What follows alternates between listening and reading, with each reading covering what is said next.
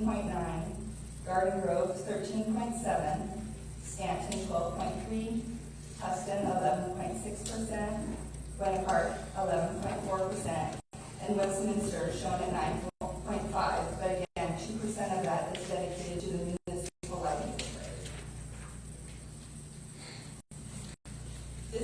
This chart shows the Westminster property tax allocation, so how our 1% is split.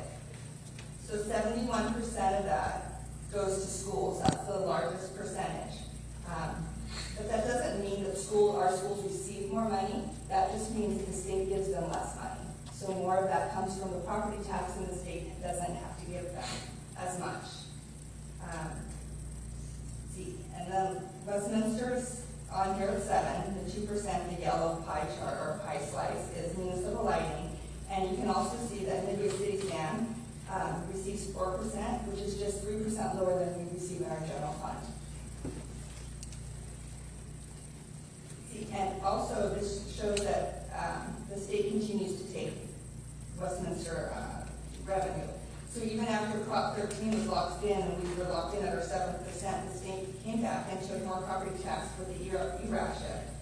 And as Adolfo mentioned earlier, with the loss of redevelopment, that was $30 million annually to the city, 12 million of which was directed to the general fund that we use for services and projects and things that we now are paying for out of the general fund. So this slide shows the money that we have received in the general fund from Measure SS. So when it was over the 6-year total, we're estimating 81.5 million because we have until December to get to that, to get to our actual number. But also, you can see that the first quarter was at 3 million, and the first year was 1 quarter and 3 million, and it has grown. So we have gone from the first year of 12 million to our estimated for 21-22 of 16.7 million. Under the Revenue and Tax Code, the maximum combined rate of all transaction and use taxes may not exceed 2%. So currently, OCTA, the county has a 0.5%, which means the city can only impose a 1.5%. That percentage could reduce if another county or another agency adopted a transaction use tax and left the city without the ability to offer that option to our residents. A decision to renew the city's transaction use tax would help the city to maintain local control over a portion of these available tax revenues. This slide shows local agencies or local cities and their tax rate. So currently 310 individual cities have enacted local revenue measures in California. These are the ones around us. So Fountain Valley has an 8.75% rate that started in 2017 and expires in 2037. Garden Grove also has the 8.75 with no expiration date. La Habra has 8.25% and expires in 2029. La Palma has 8.75 with no expiration date. Los Alamitos, 9.25 with no expiration date. Placentia, 8.75, no expiration date. Santa Ana has 2, so they have a 9.25 that expires in 2029, and then it goes down to 8.75 through 2039. Seal Beach, 8.75, no expiration date.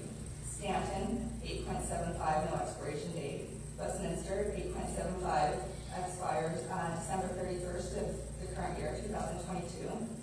Long Beach and Lakewood are on here just for comparison purposes. They're close and our residents could shop there, or maybe do shop there.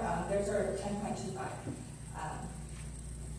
And Long Beach expires in 2027 and Lakewood has no expiration date. Karen, if I can add to that too. Most of the, if you notice on the chart, Westminster has the shortest sunset time, whereas the other ones have a minimum of 10 years all the way to just no expiration. So that's the general consensus of that. Also by law, no measure proceeds can be taken by the state. So if the city has a measure, the state can't take it. Now back to talking about with Measure Services sustained through locally generated funds. We've addressed homelessness through the hiring of 2 homeless liaison officers. We've maintained fire protection and prevented cuts to the number of firefighters. We prevented cuts to the 911 emergency response system, supported residents and local businesses through matching grants and programs. We've invested $7.5 million in street improvement projects. We've protected water, drinking water supplies. We've maintained local jobs, prevented the elimination of police, narcotics, domestic violence, sex crimes, gang, and human trafficking units. We've recruited and retained Spanish and Vietnamese-speaking officers, and prevented the loss of trained officers to other cities, and recruited collateral police officers to the city of Westminster. Unfortunately, there will be impacts to city staffing levels. We're already seeing these. As the locally generated revenue source nears expiration, it has been harder to attract and retain employees. Currently, there's 24 vacant positions, including 10 police officers. Uncertainty of the local sales tax measure and low pay are the 2 major factors in 100% of the resignations that are provided to the Human Resources Department. It's harder to recruit qualified employees to fill those vacant positions. Long-term employees are actually leaving the organization, resulting in a loss of institutional knowledge. This next statistic is very telling. Percentage of applicants interested in job opportunities. So, for recent recruitment starting positions, of the 100 people, 100% of the people who clicked to open the ad or the advertisement through the website, only 1% actually followed through with an application. For recent recruitments to full-time positions, only 3% of those actually followed through with an application. So it's very, very difficult to fill positions, and it's a huge loss to the community to lose people with institutional knowledge. I'd like to turn it over back to Aaron just to talk about the 5-year budget projection. Okay, so like Adolfo said, this is a 5-year budget projection. The first column, 21-22, is the estimate for the fiscal year that we just finished that ended June 30. And based on this estimate, we're looking to contribute to our reserves about $3.4 million. The 22-23, the second column of numbers, is our revised budget that was just approved by the council on June 22nd, I believe.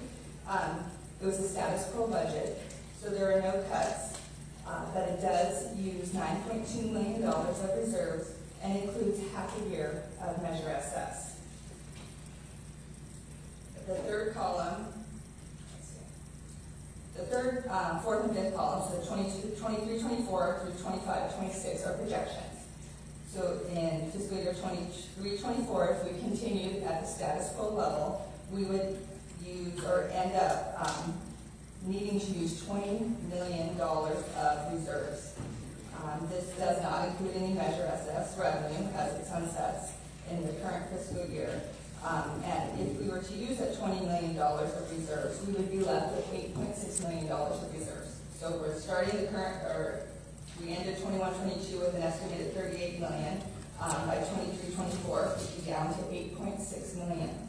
Now, if we continue to the next year, 24-25, we would need to use $21 million of reserves to continue with the status quo budget. We wouldn't have that. So we would be out of money by November of 2024. So that's a 24-25 budget year, but about 5 months into it, we wouldn't have any more reserves. Let's see. So then obviously 25-26, we wouldn't have any money at all.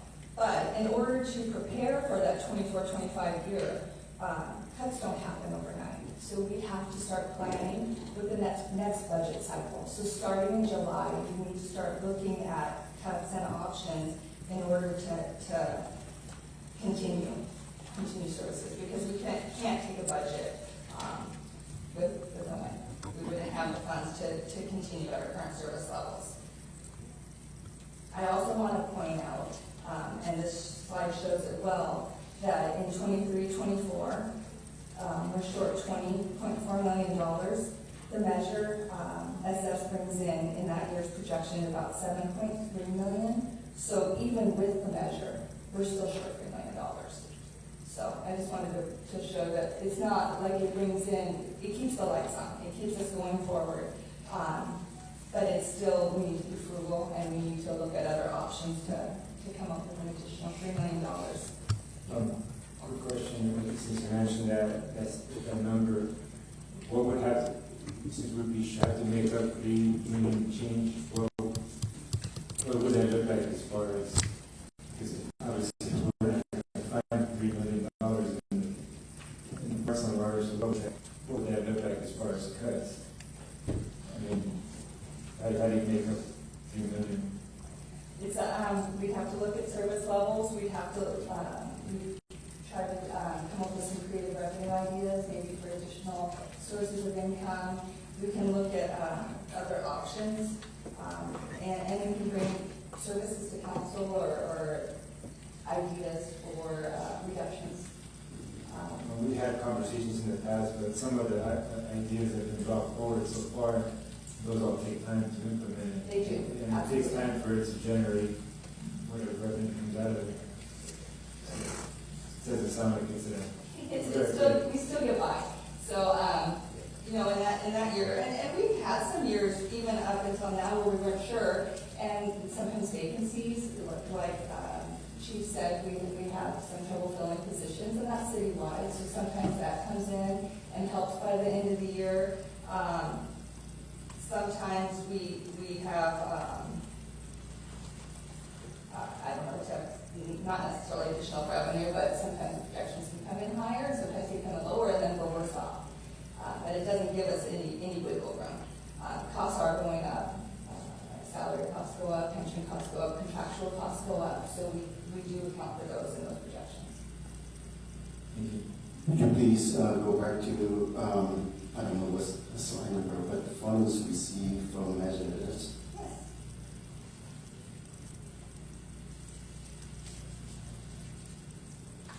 I have a couple of questions for us here.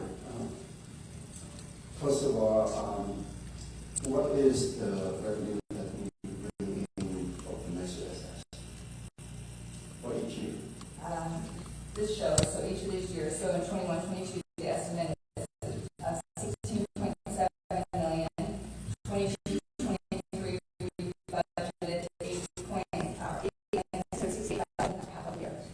For all the years, like 17, 18, 19, it's around 13,000. Yes, 23.5 million, 12.7, and then fiscal year 2021 is 14.5, or almost $14.6 million. I'm trying to understand the budget issues here. I remember, I heard that the assistant city manager just reported that we don't measure, we don't extend the measure. It's going to be $17 million. Where did we get this $17 million? That's the commissioner. So the revenue has gone up. Sales actually have increased, as you can see in this chart. And some of the sales are actually development. People are doing a lot of construction on their homes. Gas prices, all of that contributes. So we're receiving more money. So the $17 million is the estimate for a full year. The current year, yes. So the projection. We have a full year. This question that I have is federal funds. That we are going to receive $1 million from the federal. How are we applying that money to this? Is there any how that we can use that for any of these, expenses that we do? Our funds are 100% designated for COVID recovery, so it has to be related to COVID recovery. It cannot be used to fix our deficit, and those funds cannot be expended to solve for our general fund. Can you shed some light that is there anything here that being affected by the COVID that we had a couple of years ago? Can we, so that we can use this fund for that? Well, we had presented a list a few months ago regarding some of the ideas that, that we could allocate those ARPA funds for.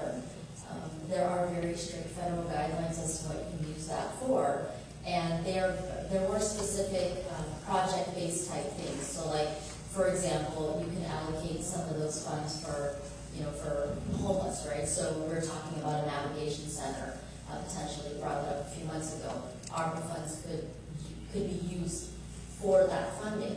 It's definitely not something that we're talking about in terms of our general fund. It could help with the senior meals that we've had, the increase. We developed a much more expanded senior meal program during COVID times, and that's something that those funds could be used for, but it's not meant to sustain the program over time. Staffing, the same thing. For example, if you want to use the ARPA funds for staffing, you've got to be able to prove that that particular staff function is directly solving something that's COVID related. So let's say, for example, you want to use the ARPA funds to fund a dispatcher. You're going to have to prove that that particular position is basically supporting a function that needs to be supported because of COVID, because of whether it's an increase in crime, because of COVID, or something along those lines. So there are very specific things that ARPA funds can be used for, but it is not to solve the deficit. Yeah, I appreciate that. Our city manager already explained about the our fund, that being the federal funding that our city will receive from federal level during the pandemic. But I believe that for the last 2 years, all of our staff activity or anything about the city staffing time relating to COVID. And all the support that we had given to the community, that all relating COVID. That's what I believe. That's why that our city will receive from the federal. So I think that as long as we were able to prove that our expenditure relating COVID, so we could able to reimburse ourselves. Am I correct? So I think you might be thinking of, so there's the ARPA designation, which was the federal fund allocation that gave cities a particular amount, but there was also a FEMA reimbursement, which I guess Aaron can talk more about that, in which we were recovering costs, but that was not with ARPA. And we also, was the care money, that we received county and a state allocation. So we received 1.1 million from the state and another 1.2 million from county. But we did use that to offset salaries for staff and mostly public safety, because we could use it to because public safety. Our police were dealing with the impacts of COVID directly, and we did use it to offset costs. Yes, So but definitely less restrictions of CARES money than there is with the ARPA money. so, but I believe that we already received half of the amount from the care funding. We've received all of the care funding, and actually All of we've the received all of the ARPA all. funding as well. It hasn't been allocated, but it has been received by the city. These are one-time funds. Yes. These are not ongoing. The ARPA, we've only received half of it, huh? We actually have we received the second tranche just last month. Okay. So we have it in a special revenue account. And then a For total, allocation. and then a total amount about 22 million, right? 23 million? It's about 23 million, but we would designate about $1 million for, and that's a high estimate for administrative costs. And then the money go directly to our general fund, correct? No, it can't go directly to the general fund. It's founded separately for specific COVID-related type projects and expenditures. We cannot count on that money to fix the issues.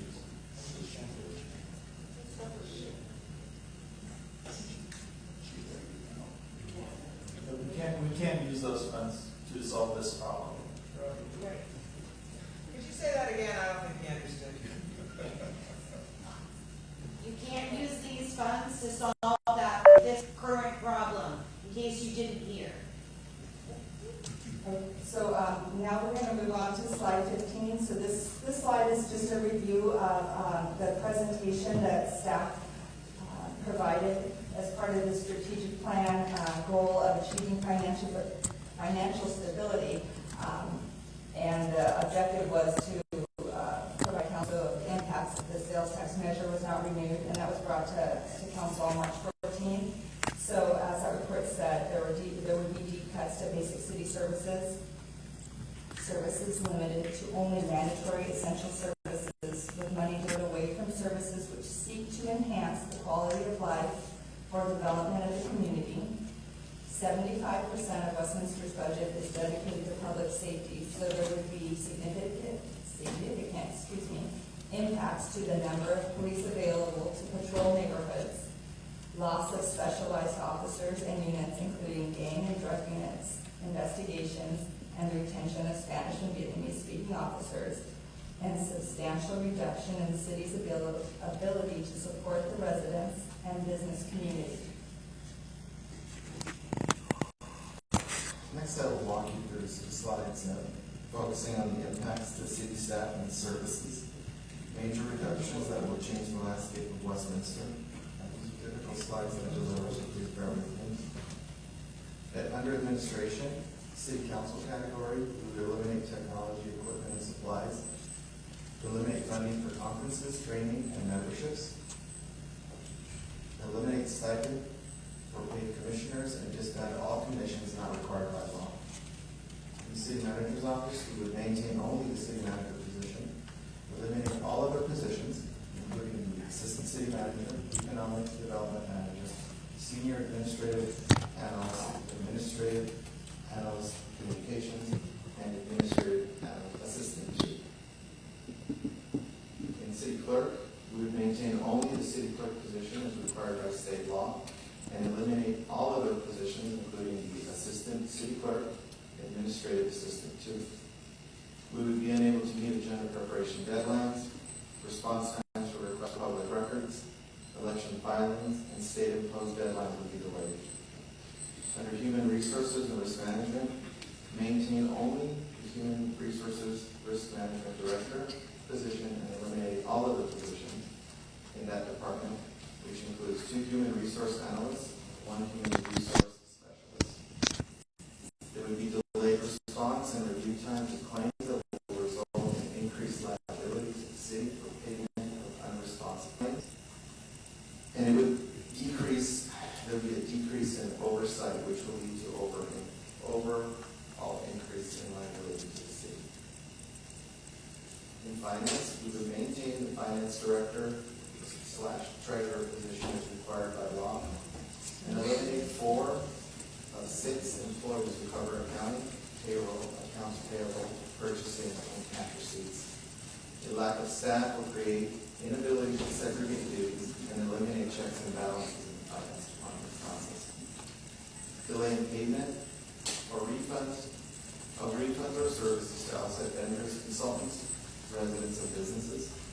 Reduced City Hall counter coverage and the ability to respond to the public, including processing counter payments.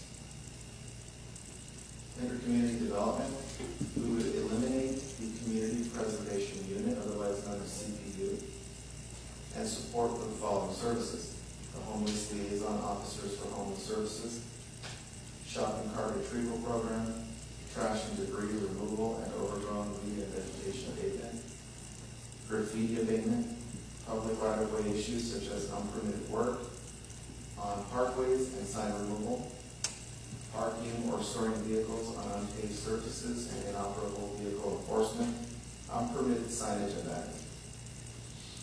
Eliminate management analyst position. So the first item on the agenda really is real estate. So as a comparison, no support for real estate, business license, outdoor dining program, and other operations. No new grant applications or special projects could be initiated or administered. Under community development, maintain planning manager or senior planner position and eliminate all associate and assistant planners. This would have a major impact on development citywide. A significant reduction in available counter hours, phone and email services, delays in processing development applications, an inability to maintain state-mandated application processing timelines, significant extended wait times for scheduling of inspections, delays in business plan check turnaround times, no special projects or programs could be undertaken. Necessary actions such as state-mandated zoning code updates could be delayed. And the next one is key because it's really tied to revenue generation. Delays in project management and delivery of key developments such as the Westminster Mall and other specific plans. Under community services, eliminate community services director, senior center supervisor, and 2 community services coordinators. Senior center would become a part-time facility. No activities, classes, events, transportation for seniors, outreach, or support services for seniors. Basic nutrition meal programs would remain, and we would eliminate the Project Shoe program, which is focused on improving the lives of at-risk youth through after-school programs. Youth center programs and services would be eliminated. No youth sports, summer or after-school programs, and reduced access to the very popular splash pad due to the lack of supervision. Under community services, eliminate community promotions and programs, eliminate printed brochures and other marketing material. No city special events would be held, such as Safety Day, concerts in the park, movie nights, community pop-up events for Santa and Easter and other holiday events. No oversight over private special events taking place on public or private property requiring permits. No management or oversight over crossing guards and a reduction of city-funded crossing guards throughout the city. Under Public Works, eliminate 16 full-time positions and 14 part-time employees. There will be significant impacts to parks. Close all parks from public access and use. No graffiti cleanup or median maintenance. Impacts to streets and street maintenance and other infrastructure. There'll be a reduction, pothole filling, concrete repairs, drainage services, and sidewalk cleaning. The next one's very important because it's really a breach of contract. An inability to comply with maintenance of effort spending requirements for streets, resulting in a loss of $1.7 million of measuring funds annually. We have an agreement with OCTA that we will receive turn-back funds through their tax measure if we provide the maintenance of effort. We would no longer be able to provide that maintenance of effort. That breach of contract will result in an annual loss of $1.7 million. We've been able to maintain traffic signals and other safety equipment. Impacts to building and facilities maintenance. There'll be no staff or budget for plumbing, electrical, HVAC repairs, and painting. No cleaning of buildings or setups for facility rentals or events. Still under Public Works, impacts to fleet and vehicle maintenance. No staff for repairs and maintenance of city vehicles, including police, public safety vehicles. Impacts to engineering. There would be no staff for engineering design, construction management, and inspection. We would no longer be able to pursue and obtain grant funds for new projects. There are no grant funds for maintenance anywhere. That's just not something that exists. So a lot of the repairs that the community sees out in the community are actually grant-funded projects where our engineering team worked collaboratively to expand the scope of work so that we're actually improving existing infrastructure under the cover really of a new project, which is part of how projects are built out. But without matching funds, we would not be able to pursue with obtaining any grants. Just to provide some perspective, in the years that I've been working here, 18 years, working with Jake and others in the department, we've easily brought in more than $65 million just for transportation-related improvements. And all of that money came with matching money. Without matching, you can't get $65 million. So you put in $6 million over 18 years, you get $65 million. There is no 100% grant funded project, and grant funding does not cover maintenance of any You're saying, how much do we depend on grant funding to get things done around here? Anything other than paving, because the turn back money and there's CDBG funds that come for paving, right? Other than your street paving, which we're behind. We were once in a good spot, we've fallen behind paving. Any other project that you see that's nice in the city is grant funded. That's just the best way to put it. Before we continue, I'm sorry to interrupt everyone, before we continue, I need a motion from the speaker to extend the meeting time because right now it's, Motion to skip past this. we have a motion second to extend our meeting time. Thank you for your patience. We're getting close to the end of our presentation. So picking up on, did I answer your question, Vice Mayor? Not yet. We need to vote. Councilmember Bill?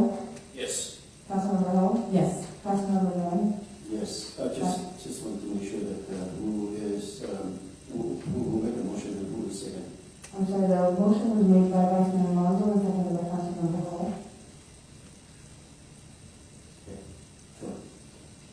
Vice Mayor Alonso? Yes. Thank you. Mayor Pat? Yes. Motion carries 5-0 to continue, press. Thank you. So you covered that. What did that includes all roads and intersections, school zones? That's a very good point. So, any improvements, so for example, recently we got a $500,000 grant for safe routes to school. So we're gonna go out to the community, we're gonna engage the public, perfect timing after COVID, and we're going to compile a list of needs that the community, particularly focusing on the school zones for K through 12. That was grant funded, that was pretty much 100% grant funded. It's a study, it'll generate a bunch of essentially project-ready grant applications. Every single grant application that comes out of that report, which could be $20 million worth of money coming to the city to improve traffic signals, crossings, flashing beacons, install new signals. But again, when we get creative, we're improving the signal, we got it all out, we replaced it 100%, asphalt, concrete, and everything.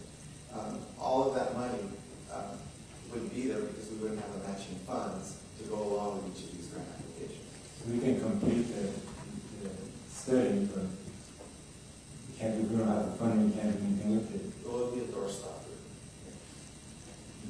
Help me out, I'm trying to understand the issue here. Can you go back to the 5-year projection slide?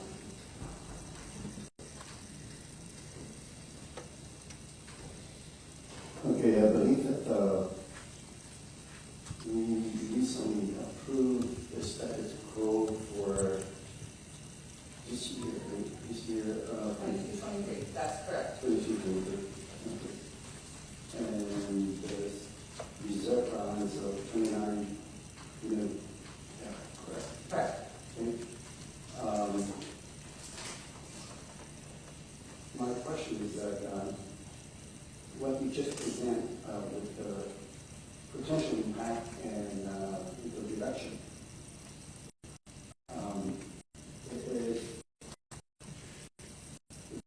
We don't extend the measure.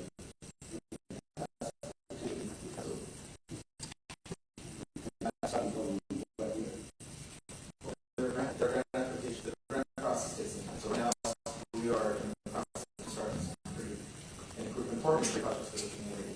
Moving forward, it's really kind of a legal question to some extent, because even if right now under status quo we have a matching funds go after and project statement, I think we have $500,000 because we're fully budgeted for the year. We put in the $500,000 for a project, but with that grant application comes a commitment from the city that usually goes through legal that says that we're able to maintain this facility for the next 20 years, 10 years, and things of that nature. That's where it gets a little bit more complicated right now for us. Okay, by looking at the chart here, the projection for 22, 23, 24, we check it if we don't extend the assessment measure, and we are going to use about 20 million for reserve, and the reserve balance is about 8.5 million, $56 million. 8.6 million, yes, that's correct. If we continue in the next budget year, so 23-24, starting July 1 of 23, if we kept the status quo budget, we would be projected to use $20.4 million of our reserves, leaving 8.6.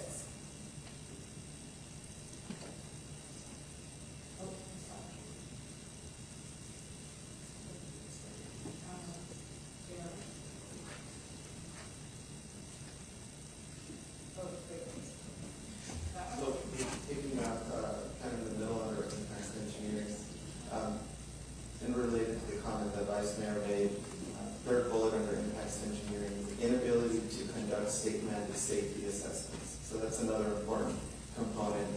Currently, we're able to either hire a consultant if it's a reasonable cost, or go after grant funding to conduct these safety assessments. We would not be able to conduct those without the funds. The last subsection here, reductions in existing maintenance contracts. We would reduce park mowing to weekly, from weekly to once a month, and eliminate weed abatement in public right of way. Cut park watering in half, and reduce a quarter of tree trimming budget, which would impact claims that are possible due to fallen trees. So moving on to the police section. This is the last section of the reductions.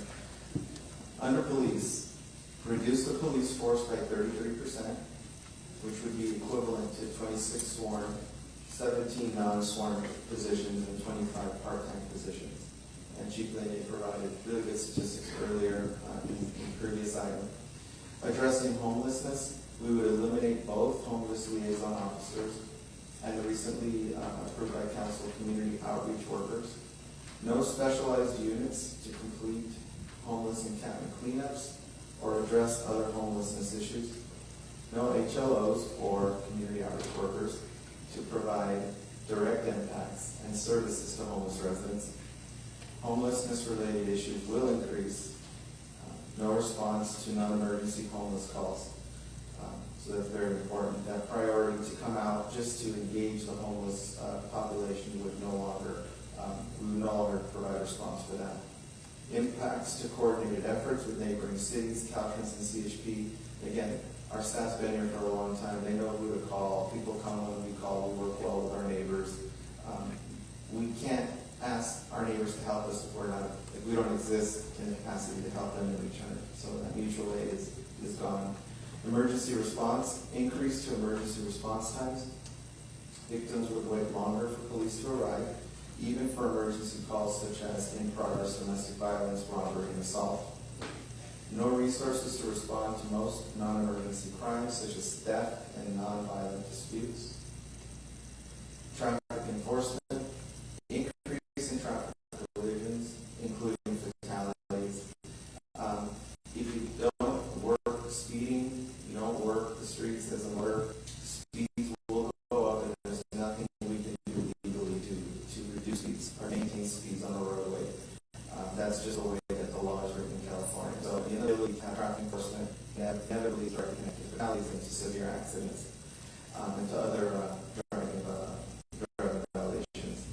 Parking violations will go unaddressed, and associated revenue will be lost. And that is a very healthy revenue source that I'm sure Aaron can add to it. If you want to know. I was just going to ask you on some of those items you're mentioning would be a reduction in revenue.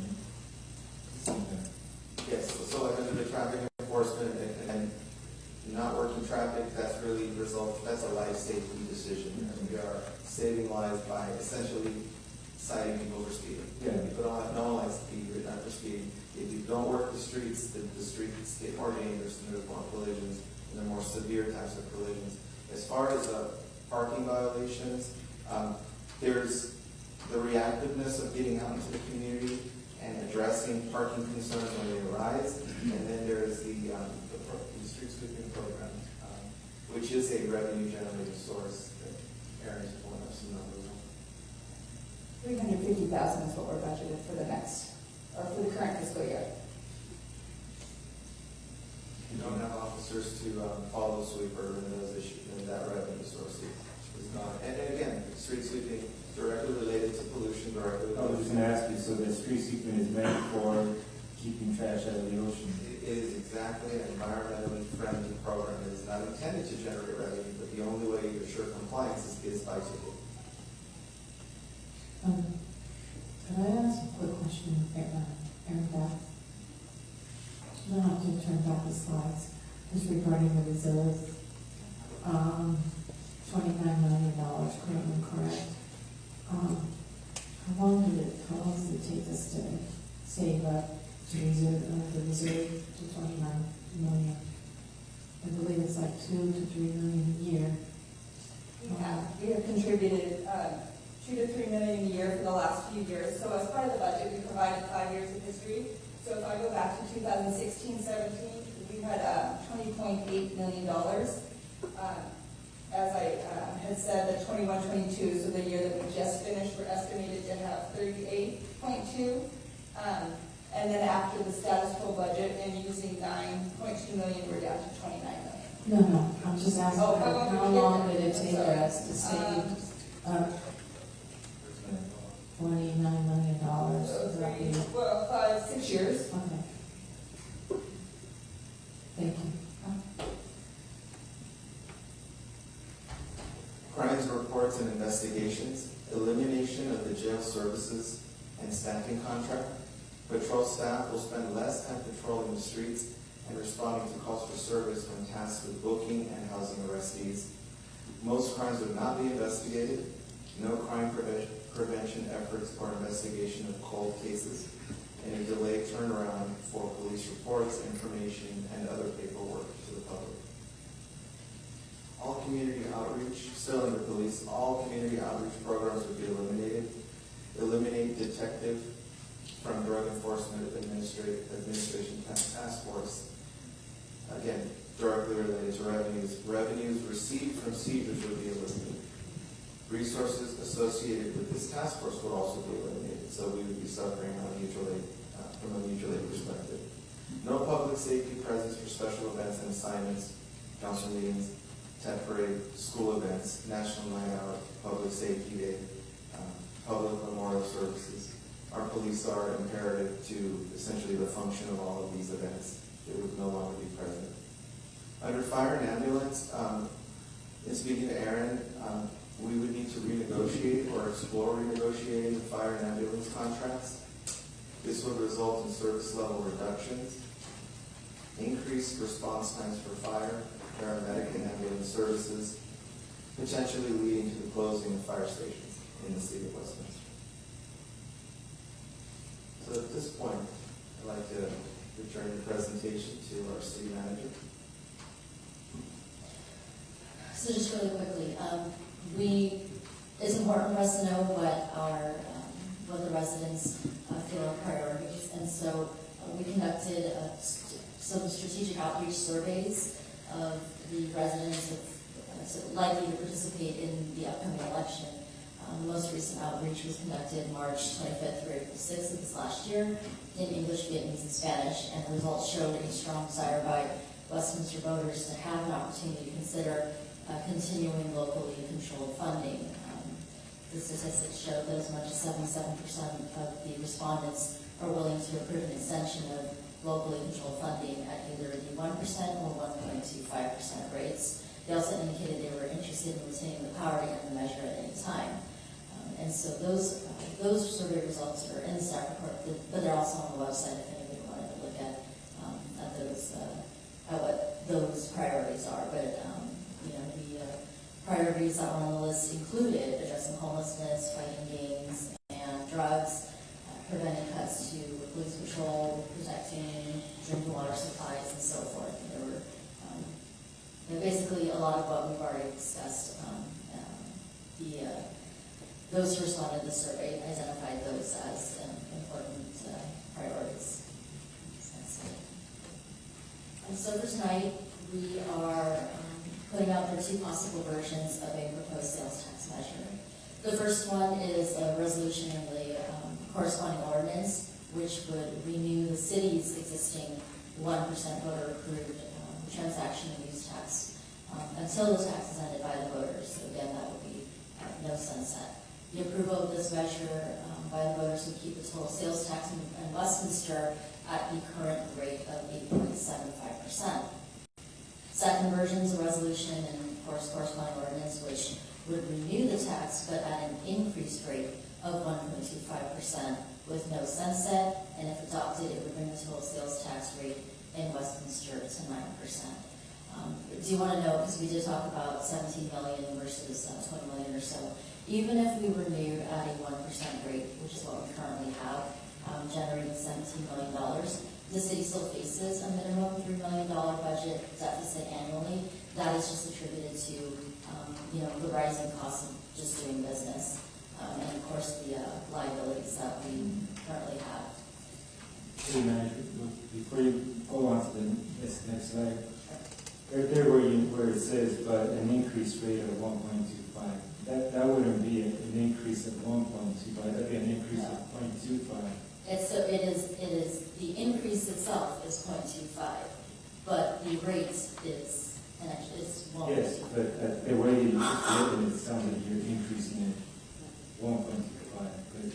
No, Yeah. we have an existing 1%. Yeah, we have an existing one, so you say the way it's worded, you're not increasing it to an extra 1.25. So if I was talking really quickly, it's a rate of 1.25, that is the increased rate. It is not increasing 1.25. But we do have to note that once the sales tax expires at the end of the year, it really is a 1.25% increase from the state's base rate. So.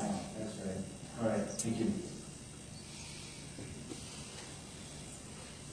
So basically, at this juncture, we will no longer be receiving locally generated revenues after December 31st of this year, which again, that's $20 million of deficit spending annually until the depletion of our reserve funds, which puts us at bankruptcy or out of reserves in November 2024. Even if we place a measure on the November ballot, the city will already out the door lose approximately $4.2 million, and that's because we wouldn't be able to start collecting the tax until April 1st of next year. If a measure is not approved in November, the city will lose approximately $4.2 million per quarter, again, until we run out of money. And of course, external factors such as inflation and recession may also contribute to additional budget shortages. There could be other expenditures that we have that unexpected that we would also lose funds as well. So absent a substantially large revenue generating source, the loss of Measure SS at the end of this year will undoubtedly change the way services are provided with the city. The quality of life for the residents and business community will be negatively impacted, and this actually places the city in a worse position than prior to the approval of Measure SS. All of the components that we've laid out for the city and city council and the community point to the fact that we have been essentially, for lack of a better term, keeping the lights on for the last 6 years and even before that. And so, as this leadership is trying to move forward with some of those creative revenue generating ideas, those things do take time. And so, at this point, without a large revenue generating source, this is the state of our city. This is where we will be by November 2024, completely out of money. I have a question, City Manager. On the staff report on page 5, you explain if this council chooses not to face this ballot measure in the November election, and somehow has the idea that the next council is going to face this ballot measure in a special election sometime in March or April of 23. Here you explain that we will lose 3/4 and we will lose 4.6 million. Right? Can you speak on that so everybody understands? Sure. So if a measure is not placed on the November ballot, and let's say hypothetically, the next council coming in would be, the first meeting in December, And so you've got a certain period of time in order to call for an election. So let's say hypothetically, in December, you call for an election sometime in late March, early April, depending on when the election falls and when the votes are certified. Let's say it's approved at that point. Then you have that 110 days from a particular point in order to, to start collecting. So let's say if it's in March or April, then you've got to set out a order. We wouldn't be able to collect that tax until October 1st of next year. So essentially, this fiscal year, we would be completely using half the year of reserves because we would have lost from January 1st to June 30th. And then for the next fiscal year, we're already using, we're already using reserves absent the measure, but from July 1st to September 30th is a guaranteed no tax collection because we have to sit out. So that's why in the narrative, we say we lose, over $4 million every quarter. So every quarter is a $4 million cost. I would say to keep in mind too, in considering an election, a special election does cost more money. We did get an estimate from the Orange County Register of Voters, and it's not reflected on the staff report because we just got it. But we would be looking at potentially upwards of about $430,000 for a standalone special election. Hey, I was just going to add to what you just said. So we have someone at the panel has her hand up too. Maybe Catherine would like to speak. Let me just briefly say that under state law, there's the way it's worded, you have to wait 110 days from the day that the election is certified. That's going to put you past July, even if you held an election in March or April. Again, she said this, what I'm saying, just the way the state law is written, it would then have to be pushed to October 1st before you can start collecting tax. So what's being said there is that you would lose 3/4 of the tax if you held the election in early 2023. So, what I'm hearing is, we don't have, if today, council does not vote to places, have an election for places ballot measure and a November election, that today, that no vote will cost the city $4,260,000, correct? Yes, if There's no there's a election. vote later to replace it, so it's $4.2 million per quarter. And even with the vote, it would not be able to be collected until April 1st, so that's $4.2 million as well. In other words, it's the best scenario. Yes. If it doesn't pass today. It doesn't get on the November election, it'll cost the city $12.6 million.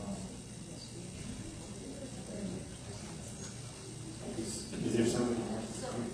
So on the line, we have our consultants who've been helping us. They helped us back in 2016 as well as this cycle. So and Catherine Liu, who wants to add to. She's from the Lou Evans group. Hey, Manager, Mayor, Council, it is great to see you. I was going to say this evening, but it actually is the morning, so it is good to see you this morning.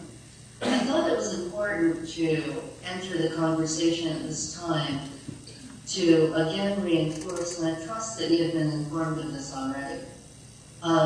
You began to have a discussion about the prospect of a special election and what cash flow may be lost to the city by delaying an election. I think it is important for you to be aware, in my professional judgment, it would cost the city far more simply because the city's chances of renewing the measure at that point would be diminished greatly. So certainly there would be no way for the city council to presume, and as such, it would be my professional judgment that proceeding in a special election would likely not be a viable proposition. And I know this because of my other experience with clients who frankly have contacted me after successful elections and asked for Lou Edwards Group assistance. And then I said, oh, well, to renew your measure, it feels to me as though they may have sunsetted already. And in those instances, it has been very hard to renew those measures. Do remember that once this measure expires, the city would be in the position of placing a new tax measure on the ballot. It would not be extending a measure that was scheduled to expire. So I just wanted to add that professional input and expertise into the conversation at the City Council were previously not aware. Thank you.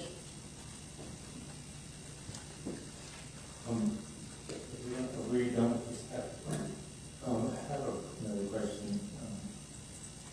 Currently, with the existing, with the 1% that's currently being collected right now, transaction use tax,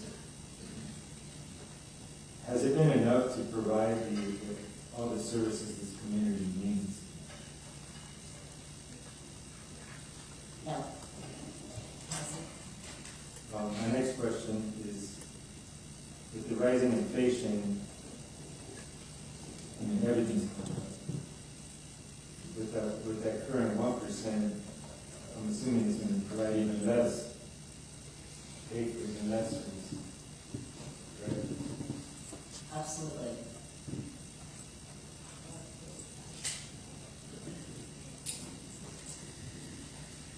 And currently, right now, what services do you see happening in Unity? I know that's a loaded question, but I just want to make sure we're all aware. Municipal government is essentially a public service-oriented business. We provide services. In order to provide services, we need people to provide those services. We are not widget makers. We don't make things and produce things and put it out there. We provide services. We require people with expertise in areas to to assist our residents in various things.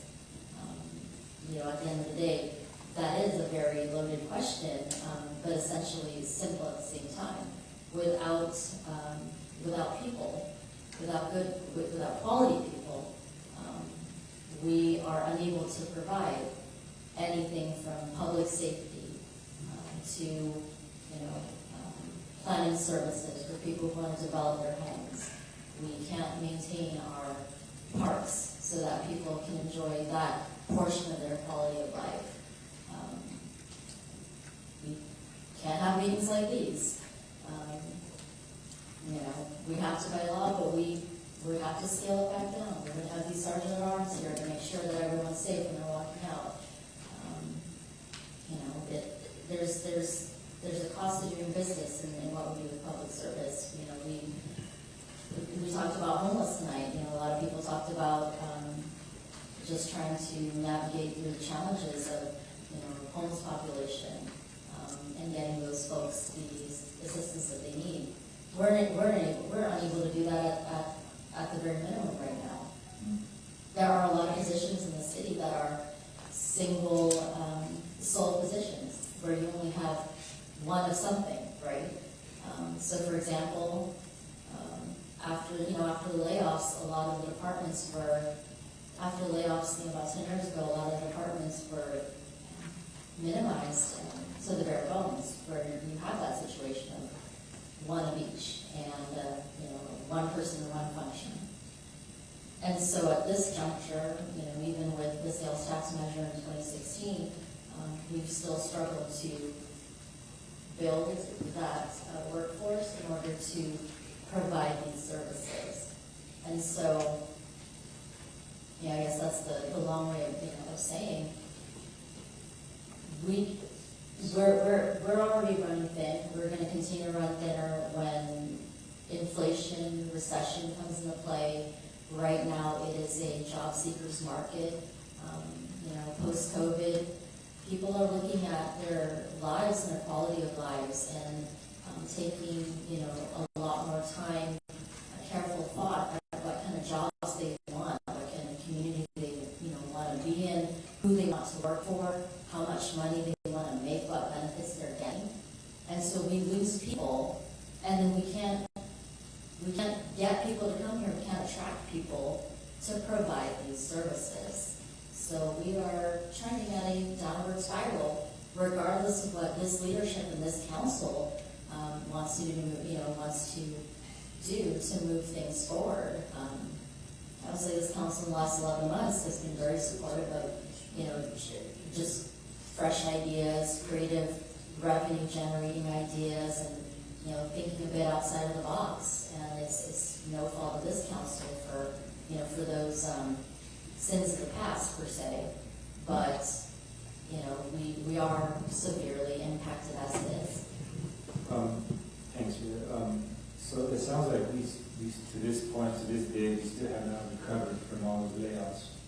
We have not recovered from the loss of redevelopment funds. That would probably be the catalyst for the downward spiral of Westminster's finances. And so we haven't even recovered from all these years from those massive layoffs, from the loss of the development funding. And if we were to lose even more funding and even more layoffs, it sounds to me like it's pretty grim hope that we would even come even close to recovery. If we were to lose even any more money, any more revenue, any more staff. If you lose a large revenue generating source, there is definitely no recourse, because you cannot capture the amount that you need to make up for that deficit. I will say, and can't speak for the past, but past decisions and a different culture and different way of thinking has led us to where we are at the moment. And I would say that based on the new leadership and the direction that we want to move in, that's been different from the past. I would say that it would be unfair to, in essence, punish this particular leadership, by not having a large revenue source so that we can move forward the way that we should have in years past, whether that's better investments, more development, economic development, shifting focuses to enhancing our city and our quality of life, but that just can't be done without a large revenue source. Yeah, I get that. The things that I look at is that, I've lived in the city since the 80s, and, with my job, that allows me to drive around quite a bit to many cities around, not just Orange County, but every county. It just seems to me that I see so much growth, and I've seen so much growth in other cities, and it seems to our city has just been stagnant for so many years. And I just don't understand how. I get it now that you get into every single detail about why we are where we are today. It's just very disheartening to see other cities, even our neighboring city, Stanton, they've been growing so much, and we've just been treading water for so long, and it's just hard for me to see that. Years and years ago, I remember Stanton was like, oh yeah, everybody talked down about Stanton, but now it's really pretty good right about now.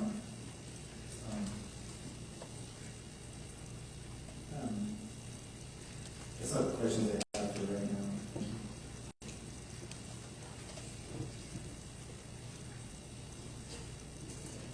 So I have a question. So if there is a special election in March or April, city council have to decide probably in December, correct? Generally, yes. So there's a timeline. So if you wanted an election in March, that first Tuesday in March, usually you would have to have documents in by that first or second Friday in December, and that's just an estimate off the top of my head. And if you do it in April, then you just shift that. you shift that timeline of what the deadline is, but we can confirm with the registrar of voters what that would look like. The only difference is if you get it in March and then, potentially it's certified by the end of March, then you could start collecting taxes at early as July 1st as opposed to October 1st.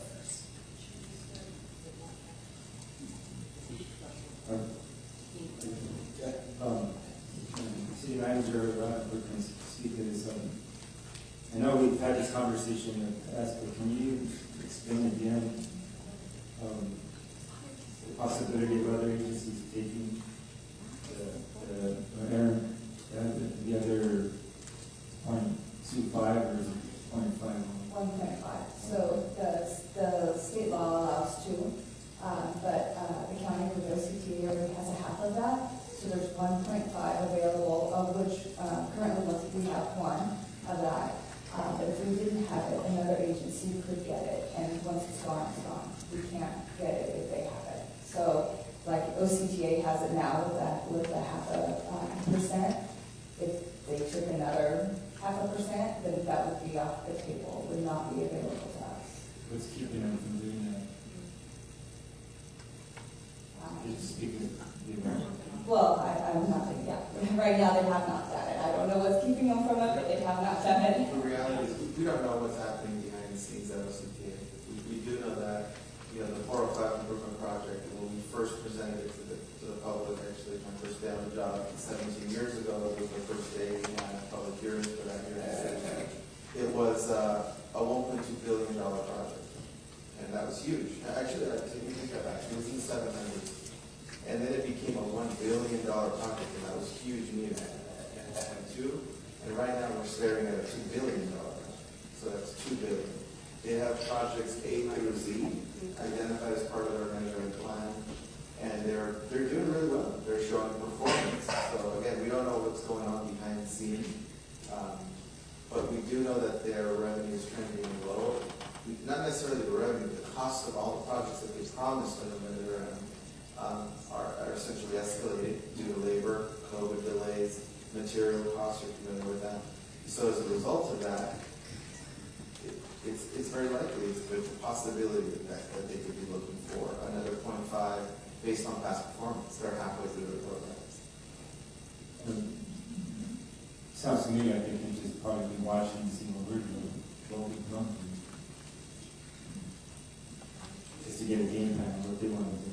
There's regional agencies, AQMD, for example, a regional agency that manages to put things on the ballot, and it becomes more of a Southern California thing. Everybody votes on that, and somehow those seem to get by, right? And then the money at that point is going to the entire region. Those CTA, I guess it's still in the county, right? But the reality is there are other agencies outside Orange County that could collect our money and use it where they see fit. Thank you.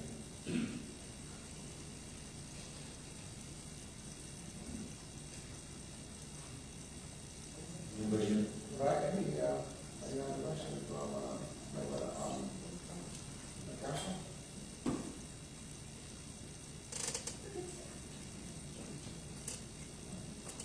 Steve Bear, I have something else to say, but nobody else wants to care to say anything. Go ahead. All right. I was going to say some closing remarks, but go ahead. So you're really not gonna let us vote? And nobody's gonna talk? I'm sorry. Sorry, I'm I'm sorry. Thank you, really. Well, okay, so you're asking me to talk, and I am going to talk. I was just trying to give everybody else a chance to go ahead and okay, so, and before I conclude, if you would bear with me, and I'd like to share with you some of my thoughts from a business person's point of view. I tried to wrap my head around this whole concept tax and what I believe in learning from the past. I do. And I want to make sure we don't repeat the same, the same problem, or we don't want to repeat this in the future. So I just want to say that when I read over staff report, as stated in the staff report, I want to say that over 30 years, Westminster finances relied heavily on the state of California redevelopment funds to help maintain basic services and staffing levels, providing assistance toward business development, etc. It's true, we lost $30 million per year in revenues. That resulted in a budget shortage. Now, I put the blame on the leadership of the city at that time for misusing redevelopment funds. These funds were supposed to be used only for the section of the town that needed revitalization. So, like I said, I'm always going to look back to see what lesson we could learn and how we got here. So that's one thing. I'm going to try to not be redundant. I don't want to repeat what staff already said. So a little bit of history. I think I like to bring a little bit of history. And what I want to say is hopefully, I'm saying mostly to this council, so that this council doesn't think that the public is blaming you, this council, and I don't think we should be blamed. So that's first thing, is that, I'm realizing that this is something that happened long ago, over 30 years, and the leadership, the previous leadership, made decisions. So I want to kind of go back a little bit, okay, to 1945. I promise, try to be really quick, but I think I'd like to shed light, and then towards the end I will tell you, I promise I'll tell you how I'm going to vote, okay? A bit of history. 1945, California legislature enacted the Community Redevelopment Act to assist local governments in eliminating blight through development, reconstruction, and rehab of residential, commercial, industrial, and retail districts. Redevelopment allowed cities to collect a larger share of property taxes from property declared blighted and placed into a redevelopment area.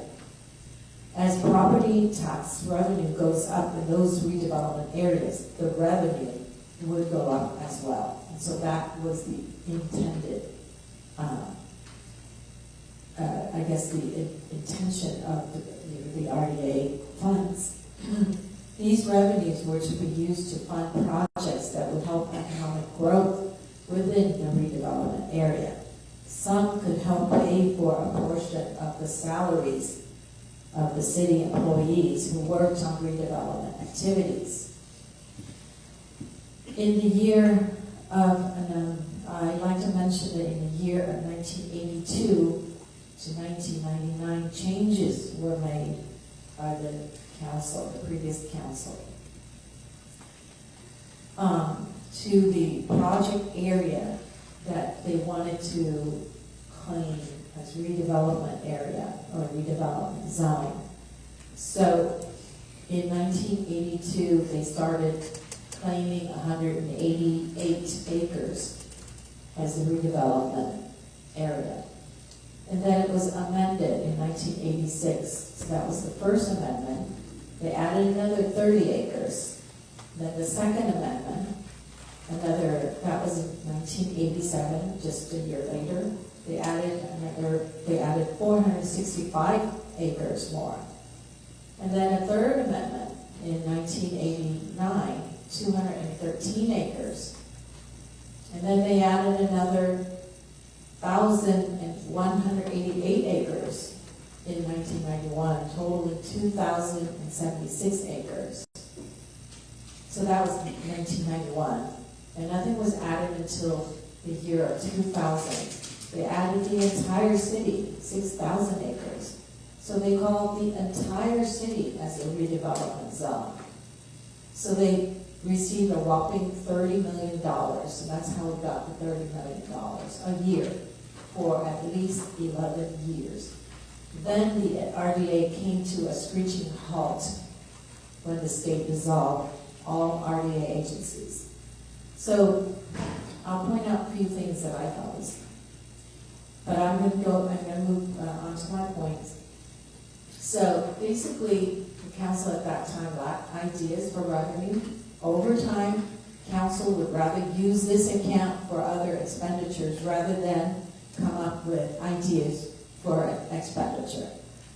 Westminster City Council at the time subsidized a larger share of their employee salaries as time went on. It was just kind of like an easy thing to do, just tap that account, and increasingly relying on the RDA or redevelopment dollars to fund our day-to-day operations until 2011.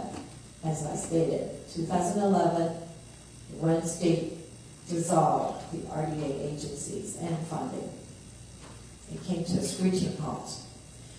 So we got quite greedy. We called the entire city as redevelopment zone, so we got 30 million. I think the council at the time realized that, hey, if the bigger the more acres I claim, the more money I'm gonna get. But when you run, just like when you run your business, if you run it correctly, well, you wouldn't use this item for that expense, and you want to make sure to use the item, and I'm sure Aaron back me up on that, right?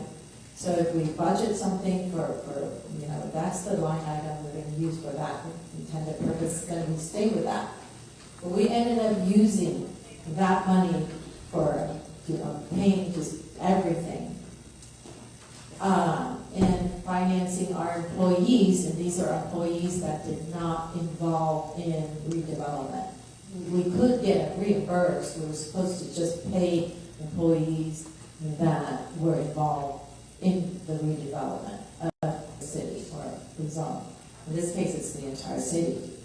So some important points to be made that I want to emphasize is it was reported that at the time that Westminster did not pass a state audit because some of its positions were fully funded by money from the RDA.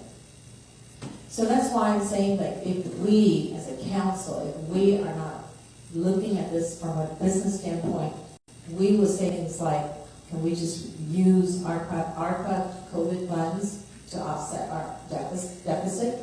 And if the entire council say yes, and we have a majority, is the other thing, then we would be in trouble again. So no, we should not be using ARPA COVID funds for things like, we have to use it the way we should be, as the Fed stated, right?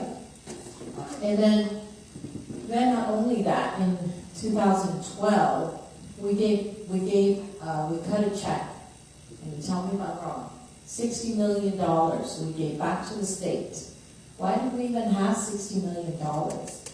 So instead of investing that money in revitalizing as we were supposed to, and in the economic of our city, we cut a check, $60 million. It just sat in the bank, and it didn't make any money. We didn't turn a profit.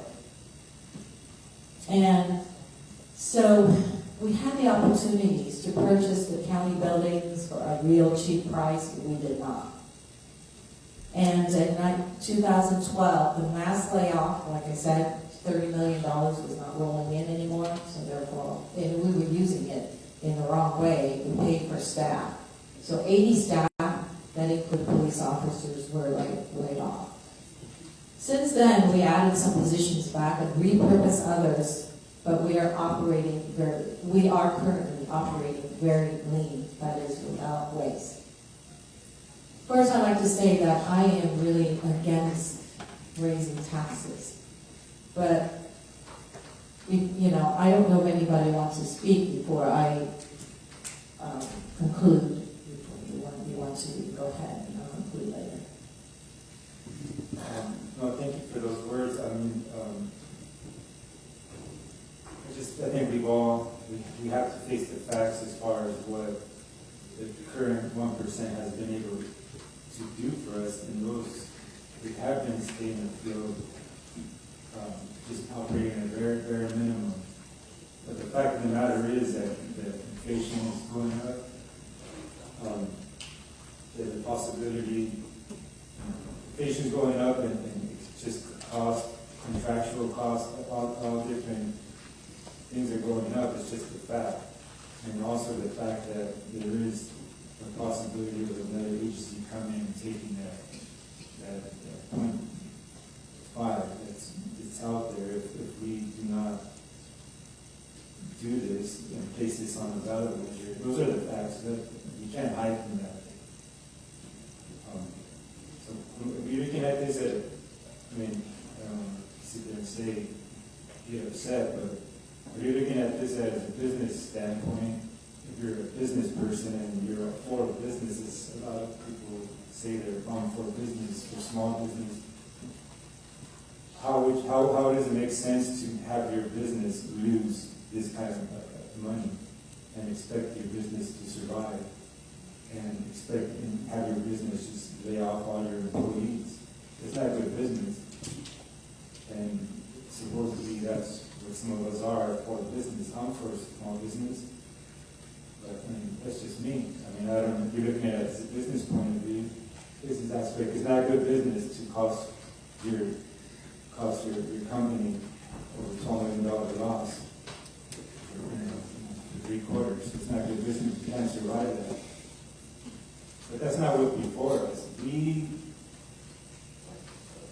do not have the authority to raise taxes. That's for the voters to do. And I hope the council really understands that like I've said before in other meetings, your political opponents, our political opponents are going to say whatever they're going to say whatever they want, they're going to make up whatever lie they want. Ok, tức là đúng ra là tối nay bây giờ mọi người đang chờ là hội đồng thành phố bỏ phiếu, tức là cần 4 phiếu yes mới thông qua để mà nộp hồ sơ lên trên quận để quận đưa cái dự luật này vào cái phiếu vào tháng 11 để bầu cử, tức là ăn ké theo cái mùa bầu cử tháng 11 này. Nếu mà không có ăn ké theo tháng 11 này thì tháng 12 là cái sẽ hết hạn cái phòng thuế mà năm 2016 cử tri đã thông qua, tức là đợi đến năm tới bắt đầu phải đưa ra một cái dự luật mới thì có thể sẽ phải tốn thời gian hơn mới thông qua được. Và như vậy thì cái cô đồng quản trị cô nói là cứ nếu mà bây giờ mới thông qua thì là thành phố đã mất hết 4,2 triệu, còn đợi đến năm tới thì thành phố sẽ mất 10 mấy triệu. Tại vì cái thời gian chờ đợi bây giờ nói lung tung, bây giờ vẫn chờ kết quả coi là có thông qua hay không. They have a right to vote if their ADU application will be delayed during the process. They have a right to vote if they want to live in a city where graffiti and trash is not removed, furniture and discarded are not picked up on the streets. They have a right to choose. They have a right to vote if our PD is going to be cut. Residents' lives are life and safety is literally at risk. We must do what we were elected to do, protect our residents, put their needs before our political ambitions.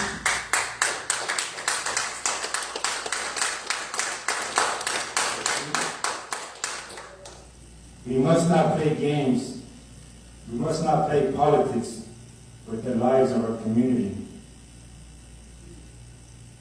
Move our city forward is a common term used by some of us here on this council.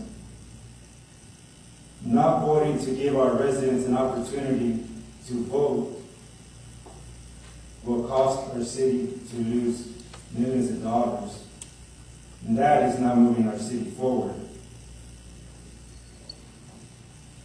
If we're afraid that our political opponents are going to make up lies and say we raise taxes, causing our city to go bankrupt is a lot worse than that, and that will not be a lie.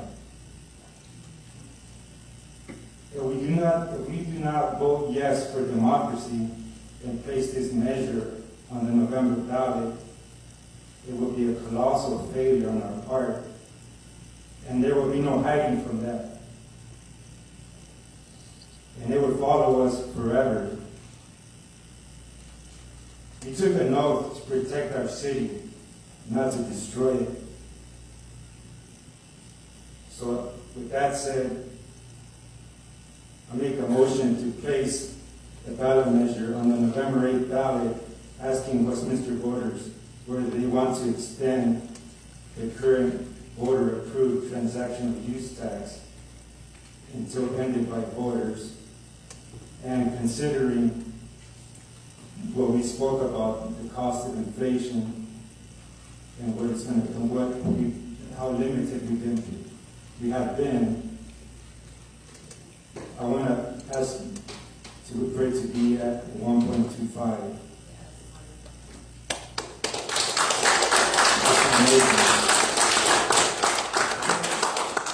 Just for the record, in the recommendation, we have a resolution that would need to be approved. Yeah, and bring back the resolution. A copy of the ordinance is also at the 1.25, which is attachment number 4, would be attached to that resolution. And so the motion would also include first reading of that ordinance, although the ordinance is approved ultimately by the people if they vote for it. Yes, thank you, City Attorney. That is my motion.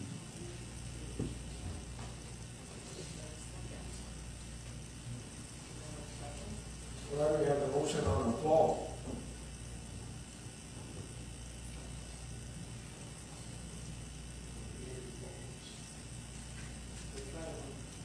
Okay, if there's no support for 1.25, then I want to amend my motion to be at the 1% with the attached resolution. With the same, Same. in this case, it would be attachments number 1 and 2. Yes, that is my motion.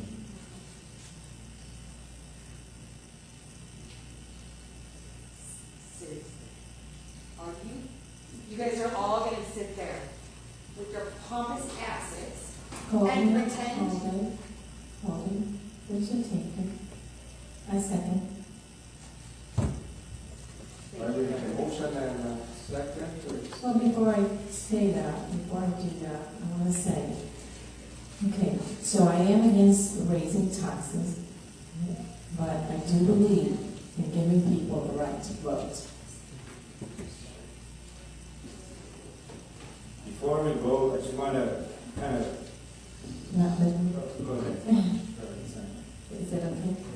Okay. It will harm public safety officers if we vote no. They are transferring jobs they are right now transferring jobs to another city that is more financially stable. And I don't blame them. They have to look after their families. Mind you, that real people work here and serve the community. If we vote no, we're telling them that we don't care for them or their families. We're going to be decimated when we play politics. And I hope we're not playing politics, I hope not. They invested years in our community, so we need to think of them. Our financial crisis is not their fault, so they should not pay the price. And neither should the retirees that are counting on their pensions. It is, as I concluded, that it was the fault of previous leadership years before we came on board, all of this council, before all of us came on board. And it will take time to correct it. I put public safety first. I put my constituents first. I do respect democracy, our constitutional right. So I vote yes to put it on the ballot.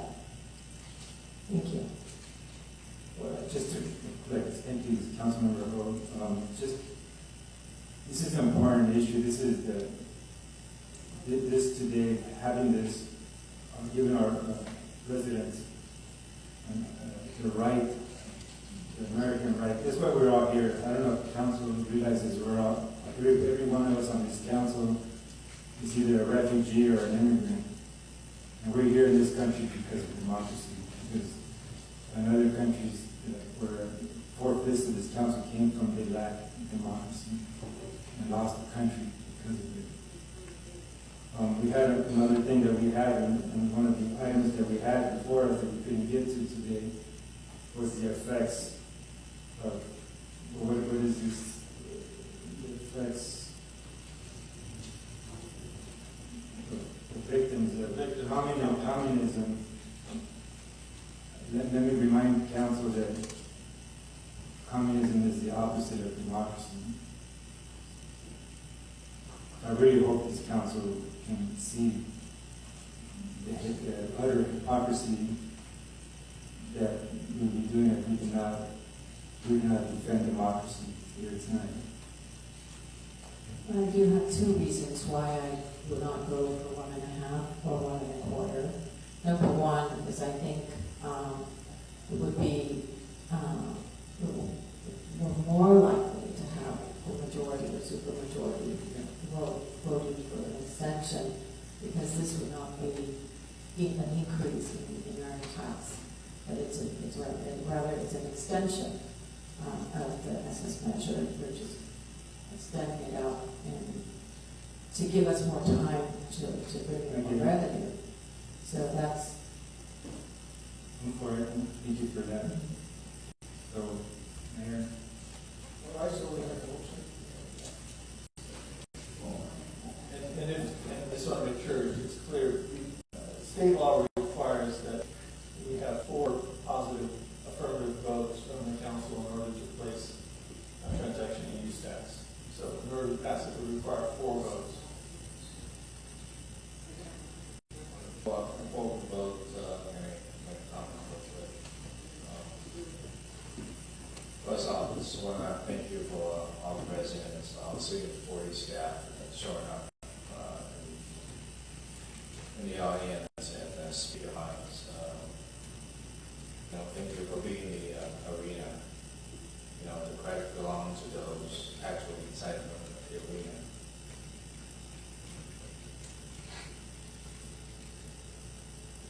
I've been in this arena a little over 3.5 years. And from day one, I fought for the city. Those who have been following the city council, you know what I have done to fight for what we have right now. The first time I introduced code of ethics is make the news. Very simple, code of ethics. And it's a long way from what it was. If you look at it, the city is being transformed, a lot of changes. The tax measure, it was introduced in 2016 because the city is facing bankruptcy. And, the city council got that and put it on the ballots in May 2000, with a sunset clause on that. And the city asked the residents to support the tax measure, just like one of the speakers mentioned earlier. The resident didn't want to lose our police department, didn't want to see the layoff workers. city staff. And they were hoping that in 6 years, that the city council and the city would do something and transform the financials landscape of the city. But look at what happened in the past 6 years. Nothing had done. And you've been here before. Well, I've been fighting for changes for the past 4 years. All right, You know, Mr. and you know, some of the comment earlier, the saying that I'm against the police department. Which is just so you know, I've been a police officer for 26 years. My son's born and raised here, is also a police officer.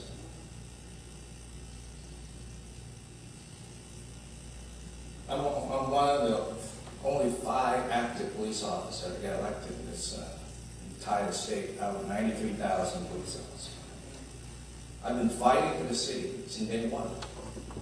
And telling me that I'm not supporting police is an insult.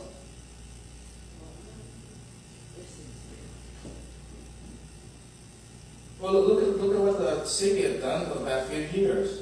We sold parkland. Nobody knows what's going on in the city. How that happened. And tried to sell City Hall to the developers. And we give a tax break for a hotel project for several decades. And there's no effort bringing new revenue into the city at all. I mean, talking about taxation without representation. It's a dictatorship, right? It's my job in this council to fight for everybody. Fight for those who cannot, fight for themselves. I'm holding this council to be responsible for the self-tax, but unable to generate revenue. It's just the tax is like depends on tax depends on your rich parents. If your parents give you a check every month, then you have to go to work. No. Just put your hands out. Mom and dad put money in your hands, and that's it. So I'm a voice for those who cannot come here and speak. I've been walking the neighborhoods for the past 2 months, knocking on doors at the council. Many people told me that they do not approve the continuation of the subject. Why? Let them vote. Yeah. Because they disapprove what the council is doing. They can circle the no. So,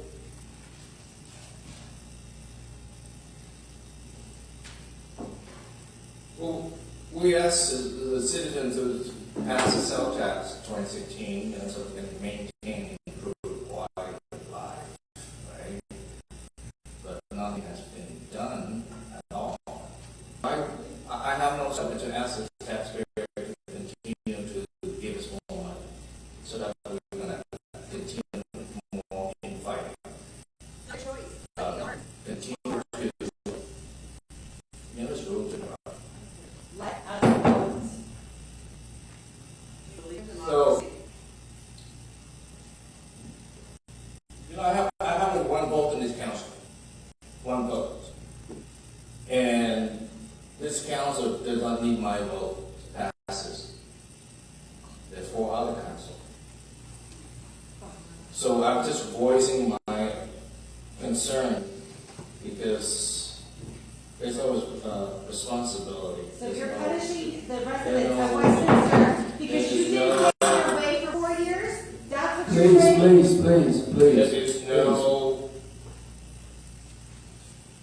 effort to change, to bring in new revenues. We just ban everything. And we will continue to use it, the tax, continue spending using the tax money, and this council will not do anything else to bring new revenues. So,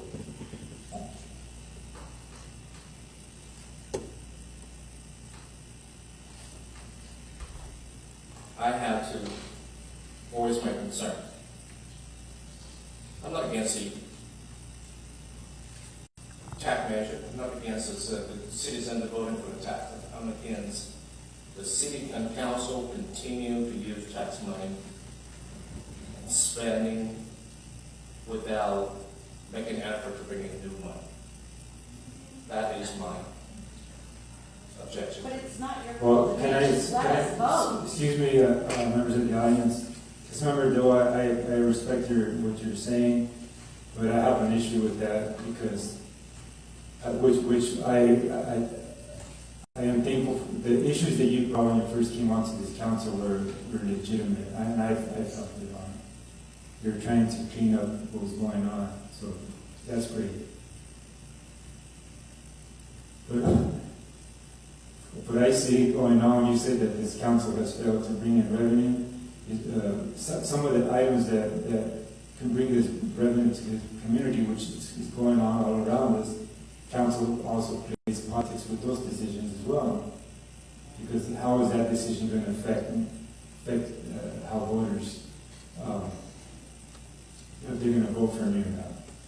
So, and how, what revenue source is out there that this council can generate 17 million?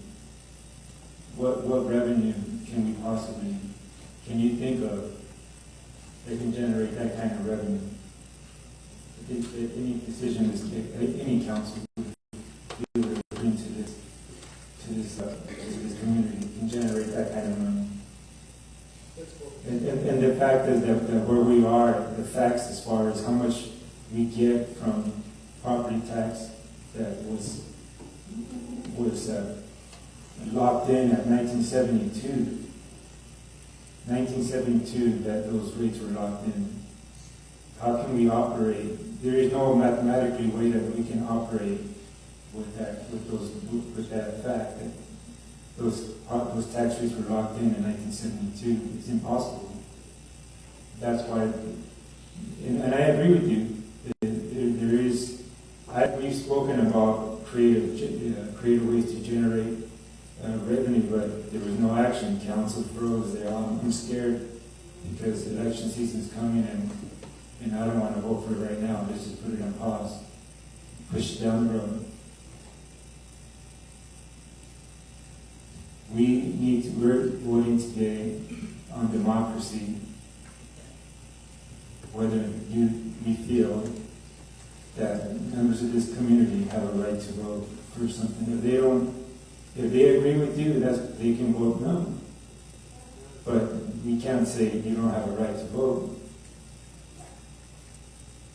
And I just do not agree with what you said. We're in this country because we have democracy here. This is a democratic country. And we cannot prevent residents from voting, having a voice.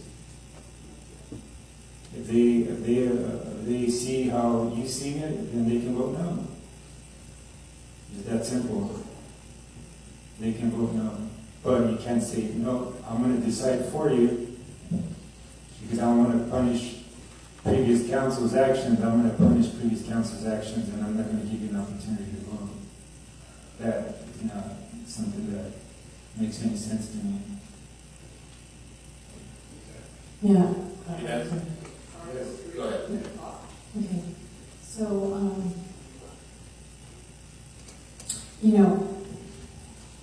one and a half, I said no to the 1.5, and I said 1.25.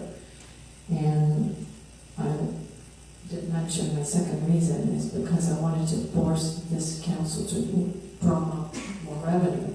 So that would force us to come up with more revenue. And we have to, because as you can see the financial report, we're not going to be able to, there will be a shortfall of about $3 million if we don't. So that will force us to do that, come up with more revenue. And because one set tax is not going to be enough, okay? And right now, what we're suggesting to put on the ballot would be an extension of the same thing, the one set tax. And it will take time to get to because the $17 million shortfall is really going to become around 20 million because of inflation, correct? So it will, for us to clear 17 million or 20 million, we're going to have to make a lot more than that. So what kind of business would we be in, to make it, in a snap of the finger? Because number one, we did have, the problem is that we shouldn't have a 6-year sunset clause. Okay, so we have a 6-year sunset clause. We spent 3.5 years fighting COVID, pre-COVID, COVID, during COVID, and post-COVID. We're still, we're not in the clear yet. So, as you can see, that no cities ever propose a 6-year sunset clause. Everyone is mostly permanent one-set tax. Is that correct? Yes. Most of them. And then, so like I said, how can you gotta be reasonable. You gotta be reasonable to the people. I'm not talking about, I'm not talking about the council. I'm talking about the people. We cannot come up with $20 million in a year. And that would be very magical if we could. And so, that would be totally unreasonable to expect that. So like I said, if we take our time and, in the future, if we increase revenue and we're successful, then we can always ask to lower the tax, right? So the California Constitution says that no tax can be adopted by City Council. It must be approved by voters. City Council only has the option of putting it on the ballot so the people could vote. So I don't know what is the hesitation. I don't know. I'm very conservative, and I'm as you can see, I go back and I make sure I understood why we are in this predicament. So I think we should vote for it, and I'm calling on my colleagues to please vote for it. Yes, and thank you for that. Go ahead. We've been in the predicament for 6 years. And I remember this issue was brought up during the 2020 election. And, Mayor Khai Dao would say, yeah, wait 2 more years. He didn't vote for that. So, he's the one who put the sunset clause on this tax measure. And I think right now, this vote can solve the problem. So I'm calling for Mayor Khai Dao to do the right thing. Councilor Maduro, I think that you don't have to ask me to do the right thing. I think that for the last few years, I'm not really happy, that a lot of issues on this city council, and we actually, getting a lot of tension, and that's a fact. You vote for what you believe, and if you believe that, hey, you don't want to put a measure on the ballot, hey, that is your belief. 6 years ago, 6 years ago, when I came up with the census, because I believe that like the city council, we have 6 years to work together to come up with a really good solution. Unfortunately, that didn't happen. I am the only one over the council too. Something happened to the city, I think finally we are taking responsibility. We have 5 members on city council. Right. City council is all about me.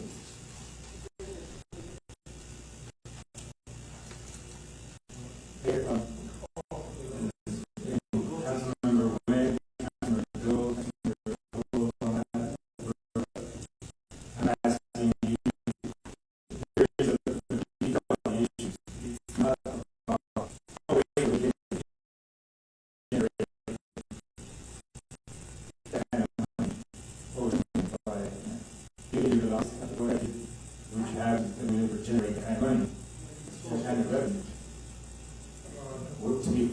thing is not whether how we feel about that, the measure, the tax measure.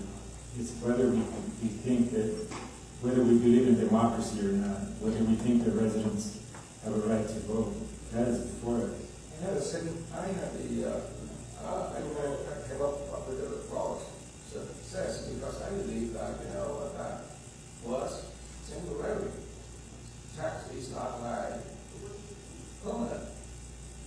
But the City Council for the last few years, we've been fighting on and off with some of the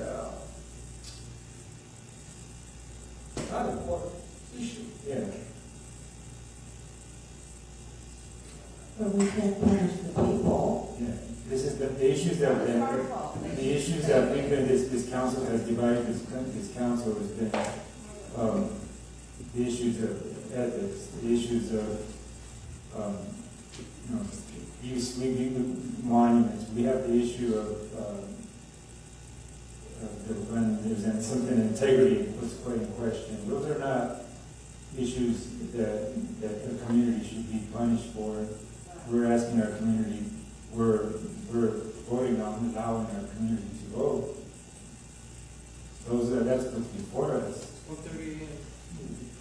That's what's before us, and I just, so like I said earlier, this will be a colossal failure on our part to not vote for democracy.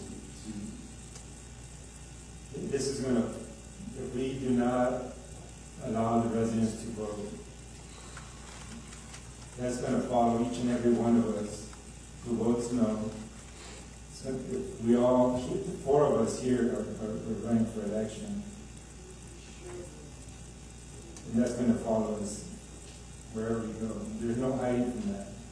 It's going to, I can guarantee you that the political opponents are just waiting to see what we do tonight. Because those were not lies that we prevent democracy.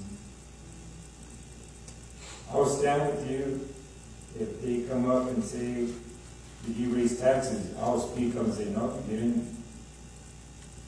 Because you don't have the authority to raise taxes. Only the voters do. I think that we all know that the community out there thinking about our action tonight. I think that we will understand our community. So I think that each of us will make a reason for our voting. So I think the policy of this city council. 6 years ago, we at the time came up with a sunset because at the time I think I was statement clearly 6 years ago that was only for temporary. I still remember. Yes. We want the city to be in good financial health. For those of you who depend or are thinking about the $29 million in reserve, I asked earlier how long it took us to build up that reserve, and the answer was 6 years.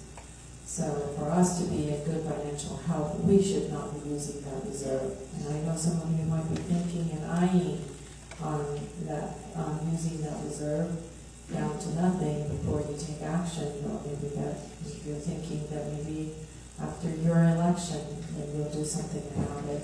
But that's not right. We have to act now. I know the answer to this. Is it good business to, is that what the reserves is for? To use them up? Because we don't want to, I mean, to me it's not good business to be using up the reserves. That's not what they're for. It takes a long time to build up the reserves. Our community is going to suffer. There's no way that our community that we can generate that kind of revenue at 1972 tax rate, property tax rate is impossible. You know, it took, I remember the table, I think if we were to use our reserve, it would take like a year and a half, right, to use it up. While it took us, 6 years to build it up to that level, and then we've got the recession, that wouldn't be right.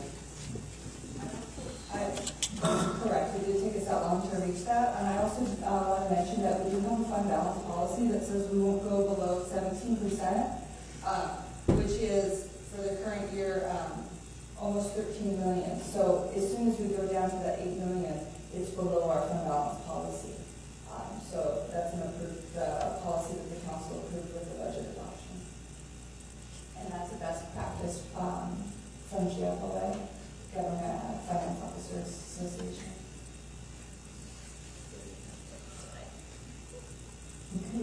So again, we spoke about this before, so a no vote today is going to cost our residents. If this council has an idea, or if the next council is going to have, because we don't want to be the ones to vote for this, that the next council is going to hold a special election for sometime in the spring. So a no vote today is going to cost our residents $12.6 million today. We do not vote to have this measure on the November 8th ballot. Just think about that for a minute. A no vote today for a November 8th election is going to cost the residents $12.6 million.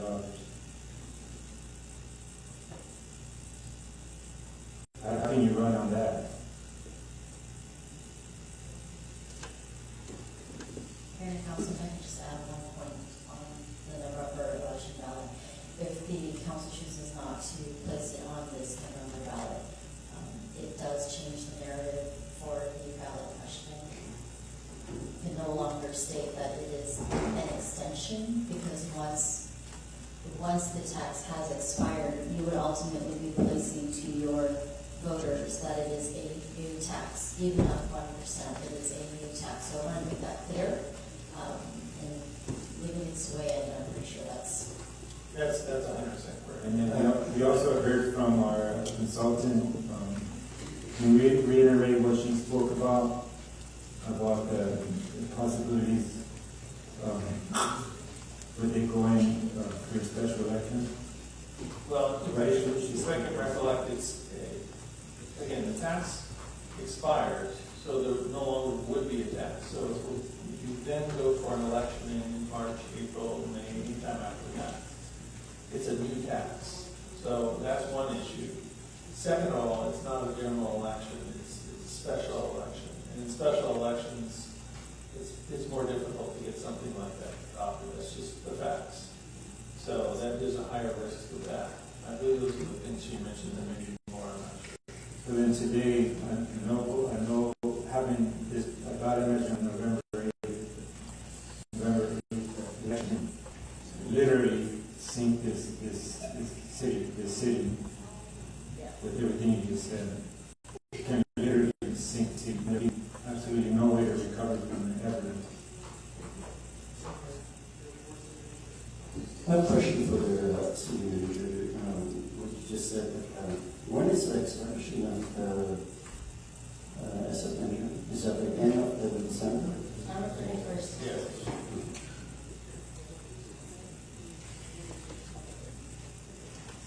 Also, just So anytime that you go before the end of December, it should be the tax increase. What did you say? if you were to vote on it, if people were to vote on it to extend it, then before it expires, then it's an extension of the existing tax. That's why it's framed the way it is right now. Once it expires, you know, it would be interesting to say that.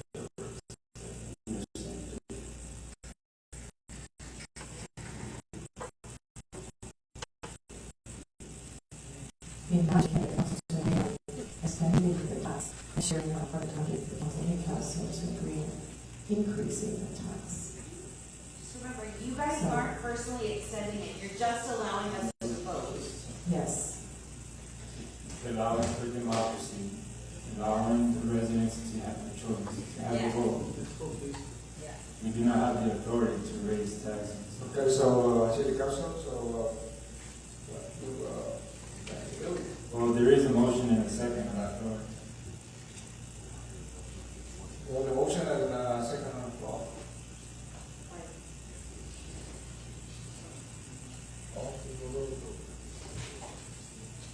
Ok, bây giờ họ bắt đầu vote đây nha.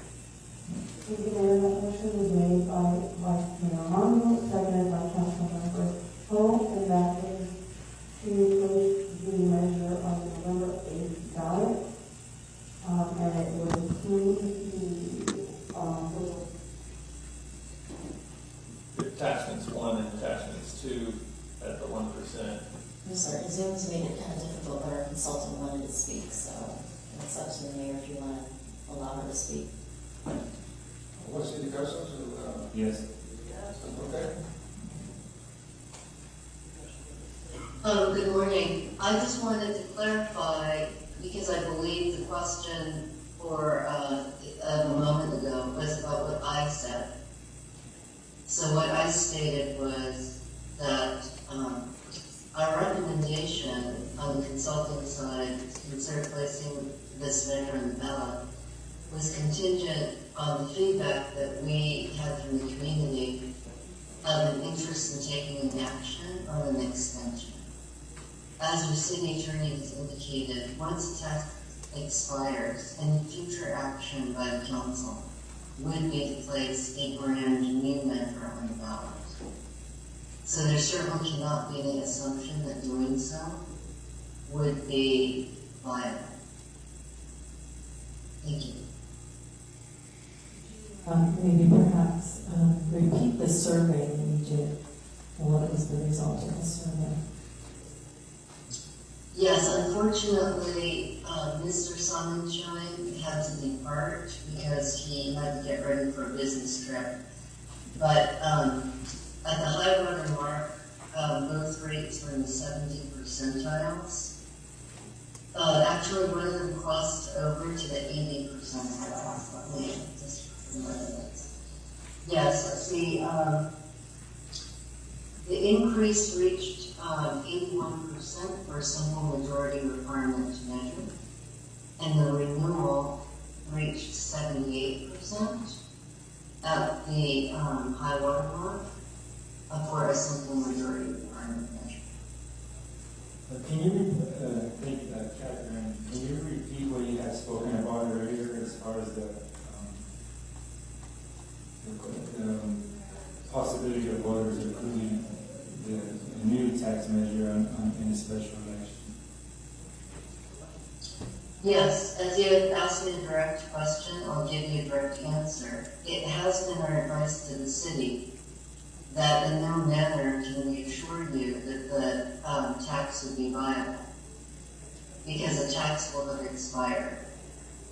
And what I said about, 30 minutes ago or however long it was, I said in those instances where cities allow the taxes to lapse, it is far harder to reenact a brand new tax. So I think it's important for the council to factor this dynamic in, because the tenor of the conversation seems to suggest that there's a presumption that one could simply wait and put it on the ballot in the future and it would be successful. And what I would like to say forcefully is that that presumption is incorrect, because all of the reaction so far has been to renew what already exists. As the tax is scheduled to expire in December, any future measure moving forward would not be based on the renewal, but would be to ask the community to consider a brand new tax.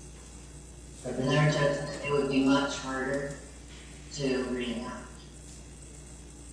Is this a high percentage compared to your other clients you work for? The viability numbers, and I might add that the measure carries at 70%, in every council district, and the strongest base of support is among Vietnamese voters at 76%. I will tell you that, heartbreakingly for many of our other cities, we have had to deliver bad news to other cities all year that they in fact are not vital, when the city of Westminster is viable with significant cushion. To be in the high 70 percentiles and at 81% for a simple majority requirement measure would be, well, many of my other cities that are unable to proceed would love to switch places with you. So there are many cities that unfortunately are not in position to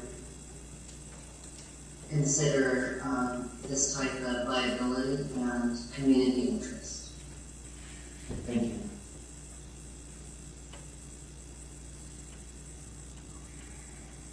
Anything else?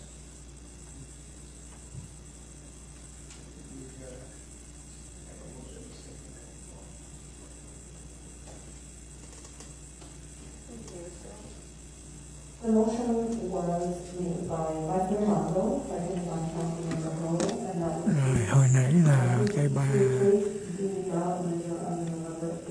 chuyên gia bà nói thêm một lần nữa là nếu mà không thông qua hôm nay mà mai mốt thì sẽ phải là tăng thuế, ra một cái đạo luật mới để tăng thuế chứ không phải là gia hạn nữa, sẽ khó khăn hơn.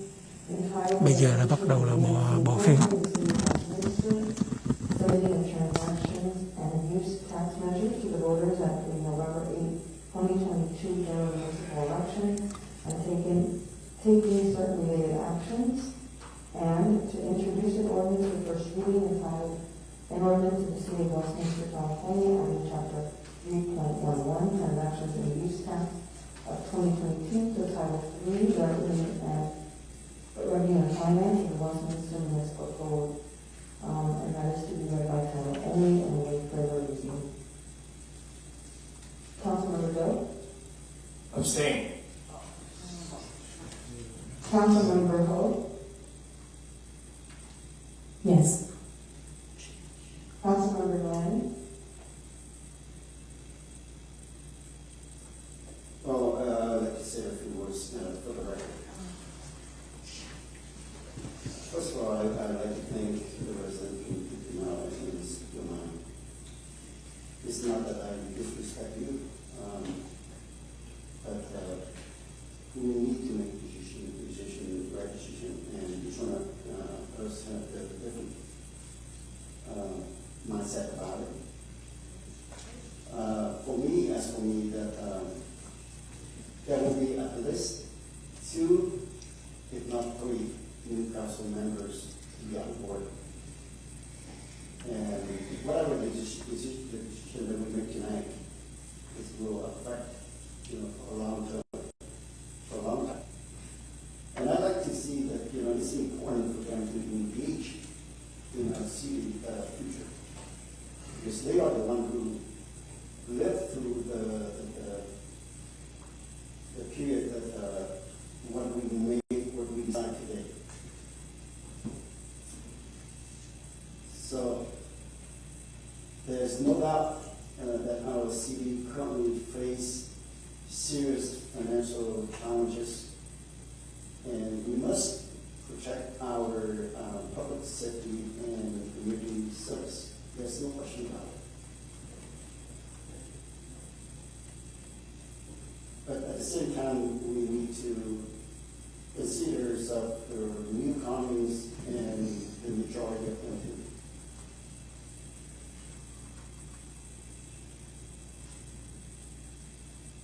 Councilmember Wynn, may I interrupt you for a second? Well, this vote is not for them. This vote is for the residents. This vote is not for us. This vote is for the residents. So that doesn't have nothing to do with the new council.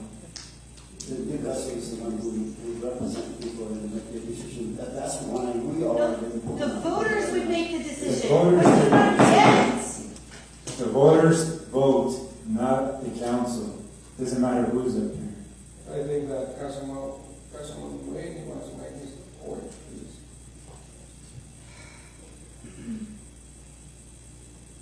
So my vote is abstain.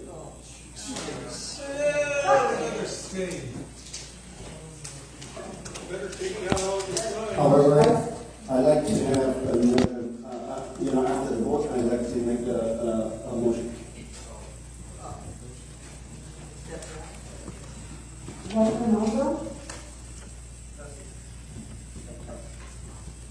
But from what I understand, in order for me to be able to motion to have a reconsideration vote, City Attorney, I need to vote no, correct? Yes, if there's a motion and in this particular situation if it fails and you wanted to do a motion for reconsideration, it would have to be somebody who voted against it. They would have to make that motion to reconsider their vote. It would have to be made by somebody in that situation. If that's what you're asking. Yeah. Again, council, we need to really think hard about it. We spoke about this earlier. A no vote today is literally going to sink the city. There is not going to be no recovery from it. Nothing that the next council is not going to come in with on a horse and save the day. It's not going to happen. It's up to us. Either we protect the city, save the city, or nobody else is going to do it. The next council will not be able to do it.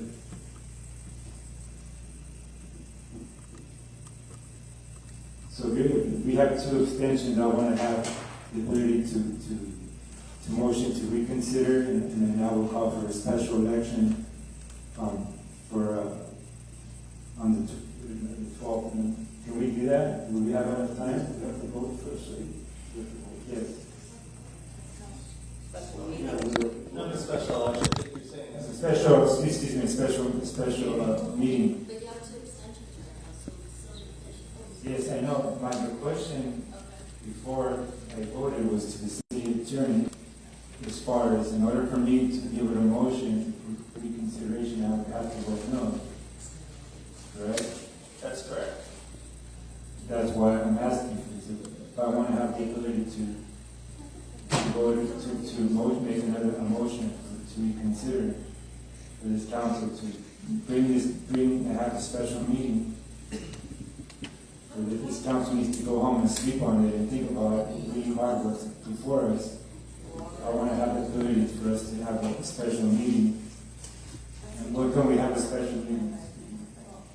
So the deadline is 5 p.m. on Friday, so you have to have a meeting earlier on Friday so that her resolutions to drive it down to the clerk of the board. So, last time we went through this past, we had a meeting like at noon or.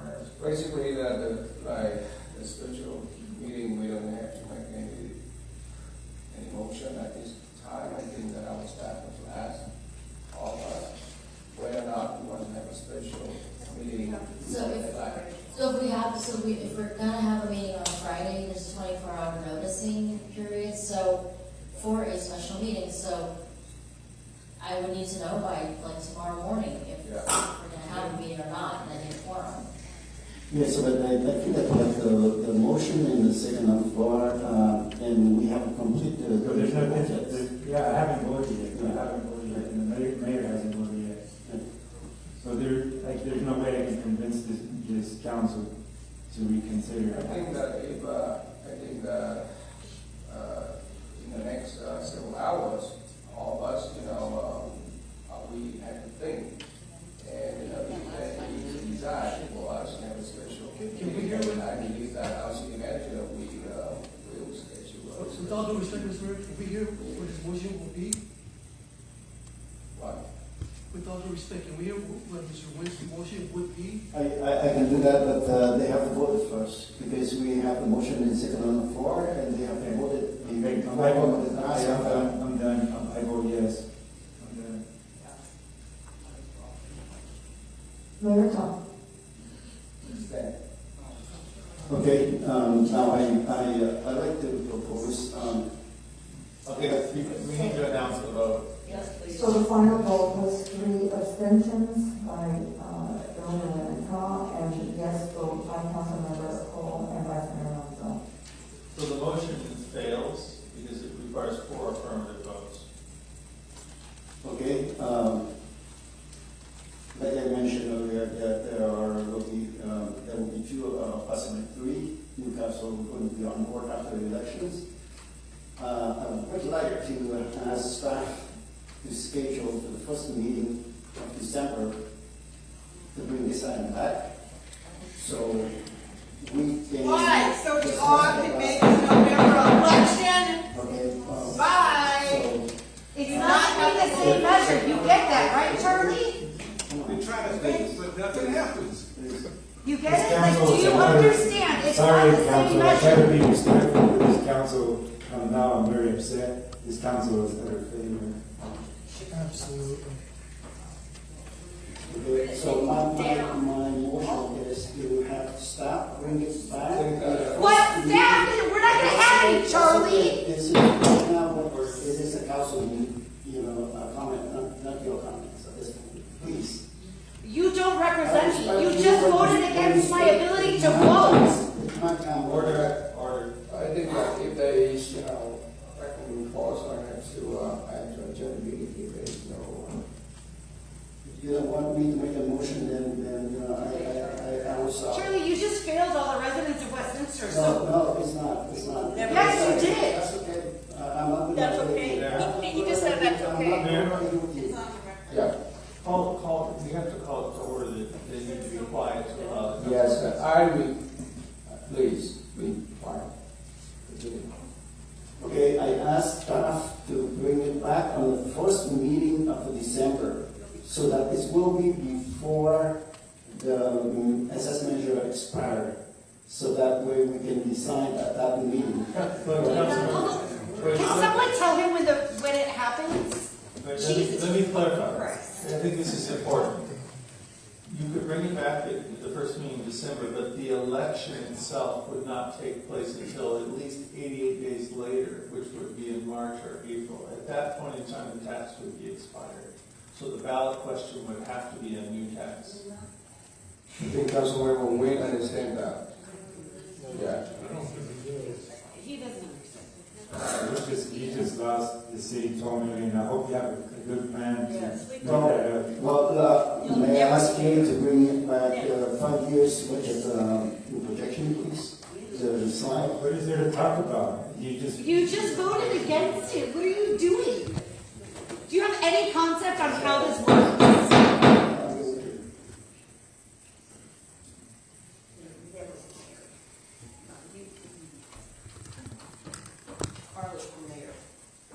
If we had any kind of, how do I say this, any ideas or illusions or that we're somehow going to create a little Saigon as a tourist attraction and bring all the, that is all gone. That would never happen. So thank you for that. Well, so, if we look at the projections for 2023 and 2024, if we bring it back, now I'd like to inform it again, that if we decide to bring it back in December, according to what you said, that it will take 88 days to come to take us out of the stuff. And he asked if the tax measure is expired. Yes, is that what you're saying? Yeah, sure about that. It's not when we make a decision. No. So the council only has the ability to put a measure on the ballot. They don't have the ability to approve the tax. So if you were to meet in early December, there would be a decision to put a measure on the ballot. And it has to be at least 88 days until the actual election occurs. So it would be at least 88 days from whenever that December meeting occurred. Okay. Which would be March or April. So let me ask you, you said 88 days, today is what? Today is August 10th. And so December 11, November 8th is our election day. Is that 88 days? We'll have to have an election date too, so I'd have to actually look to see what day would qualify for that. I'm not sure we could call a special election like for December, if that's what you mean. And so you tell me that, if we decided tonight and this morning, then is it 88 days on November 8th? No. Okay, thank you. So it's not 88 days even we decided tonight. Only the November. Sorry, This is Mark. He's the attorney that specializes in these kinds of tax measures. So. Sure. The answer to your question is that 88 days from Friday is the last day that it is 88 days before the November election. So that's why tonight's resolution would need to be adopted by Friday.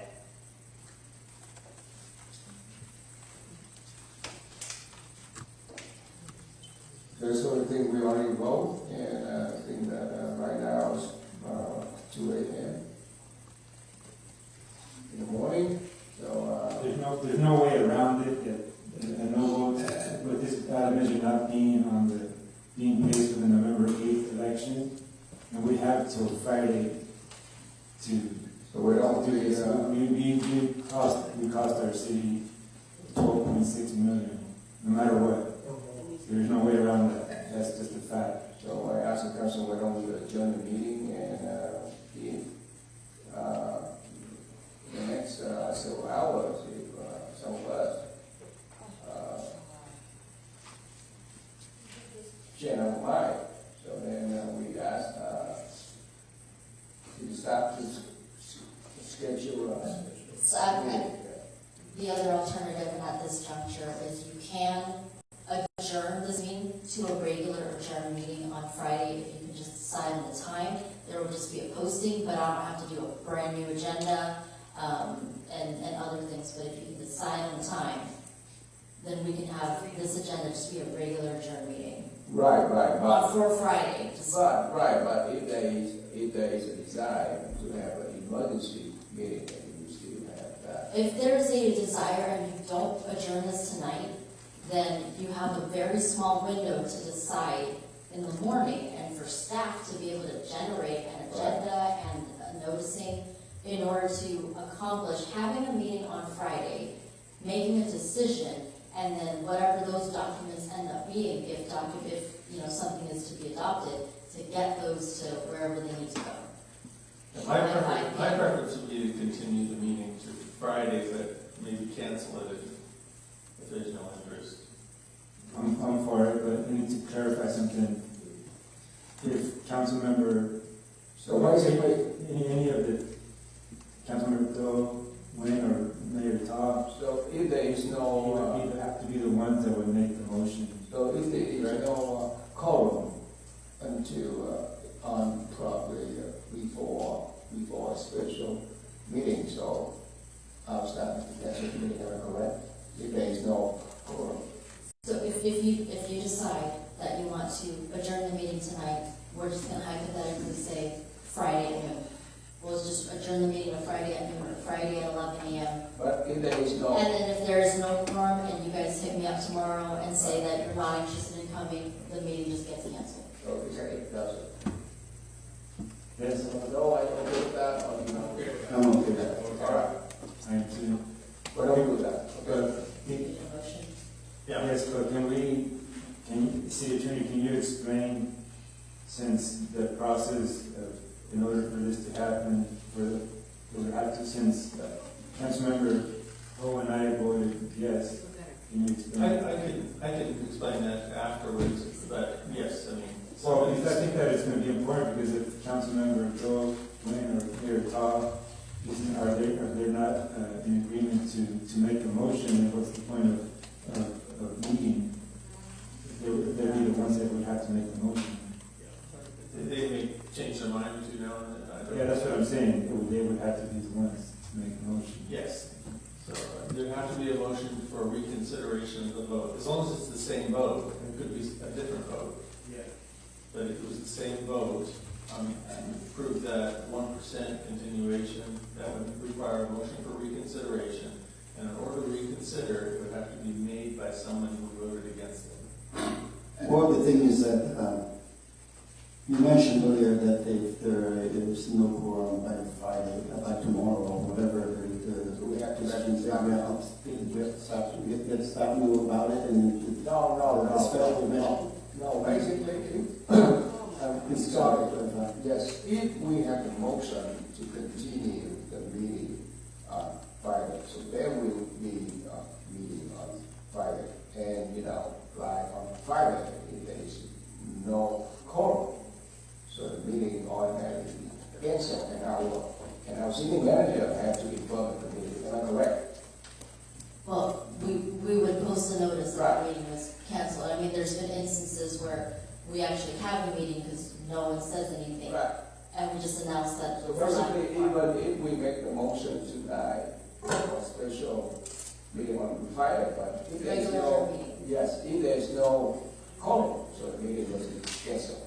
If there's no quorum, the meeting is canceled. Yeah. I move to have this special meeting on Friday. But if we continue this item until Friday at 11 or 12? Okay. All right. We also have to vote for nomination. Say it again? We also have to move nominations on that day, so if I could consider having the earlier meeting to allow staff the opportunity to. Actually, Thursday today. Because we do need to, if the council were to decide and act that, we have to make sure that we have that to, the county, before the 5 o'clock deadline, and make sure that everything is fully executed. So, my motion to have a continuation of this meeting on Friday at 11. Is there a second? Second. All right. There's a motion and second on the floor to continue meeting on Friday. Tức là họ đã bỏ phiếu là nghị viên Carlos Manzo là yes, nghị viên Kimberly là yes, còn 3 người kia là bỏ phiếu trắng. Thành ra là họ sẽ đề nghị là tiếp tục họp lại vào trưa thứ 6.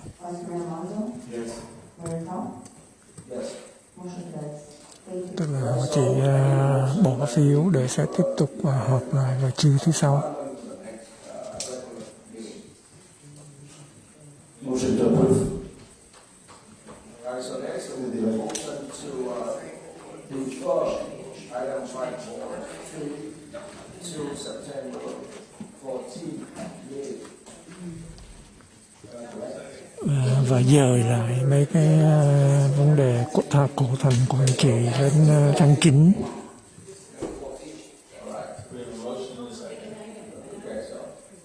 Thank you. That motion was made by Councilmember Morales, seconded by Councilmember Doe, to move, agenda item 3 to the meeting of September 14th. Councilmember Doe? Yes. Councilmember Ho? Yes. Councilmember Morales? Yes. Vice Mayor Alonso? Yes.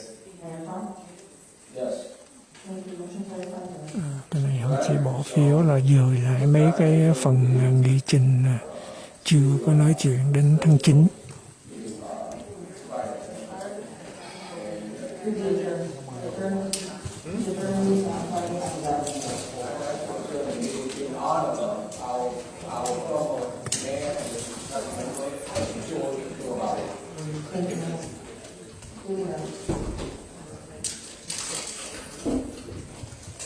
Nói chung là những cư dân người bản xứ, cư dân người Mỹ Trắng họ rất là tức giận. Because you guys ruined it tonight for the police.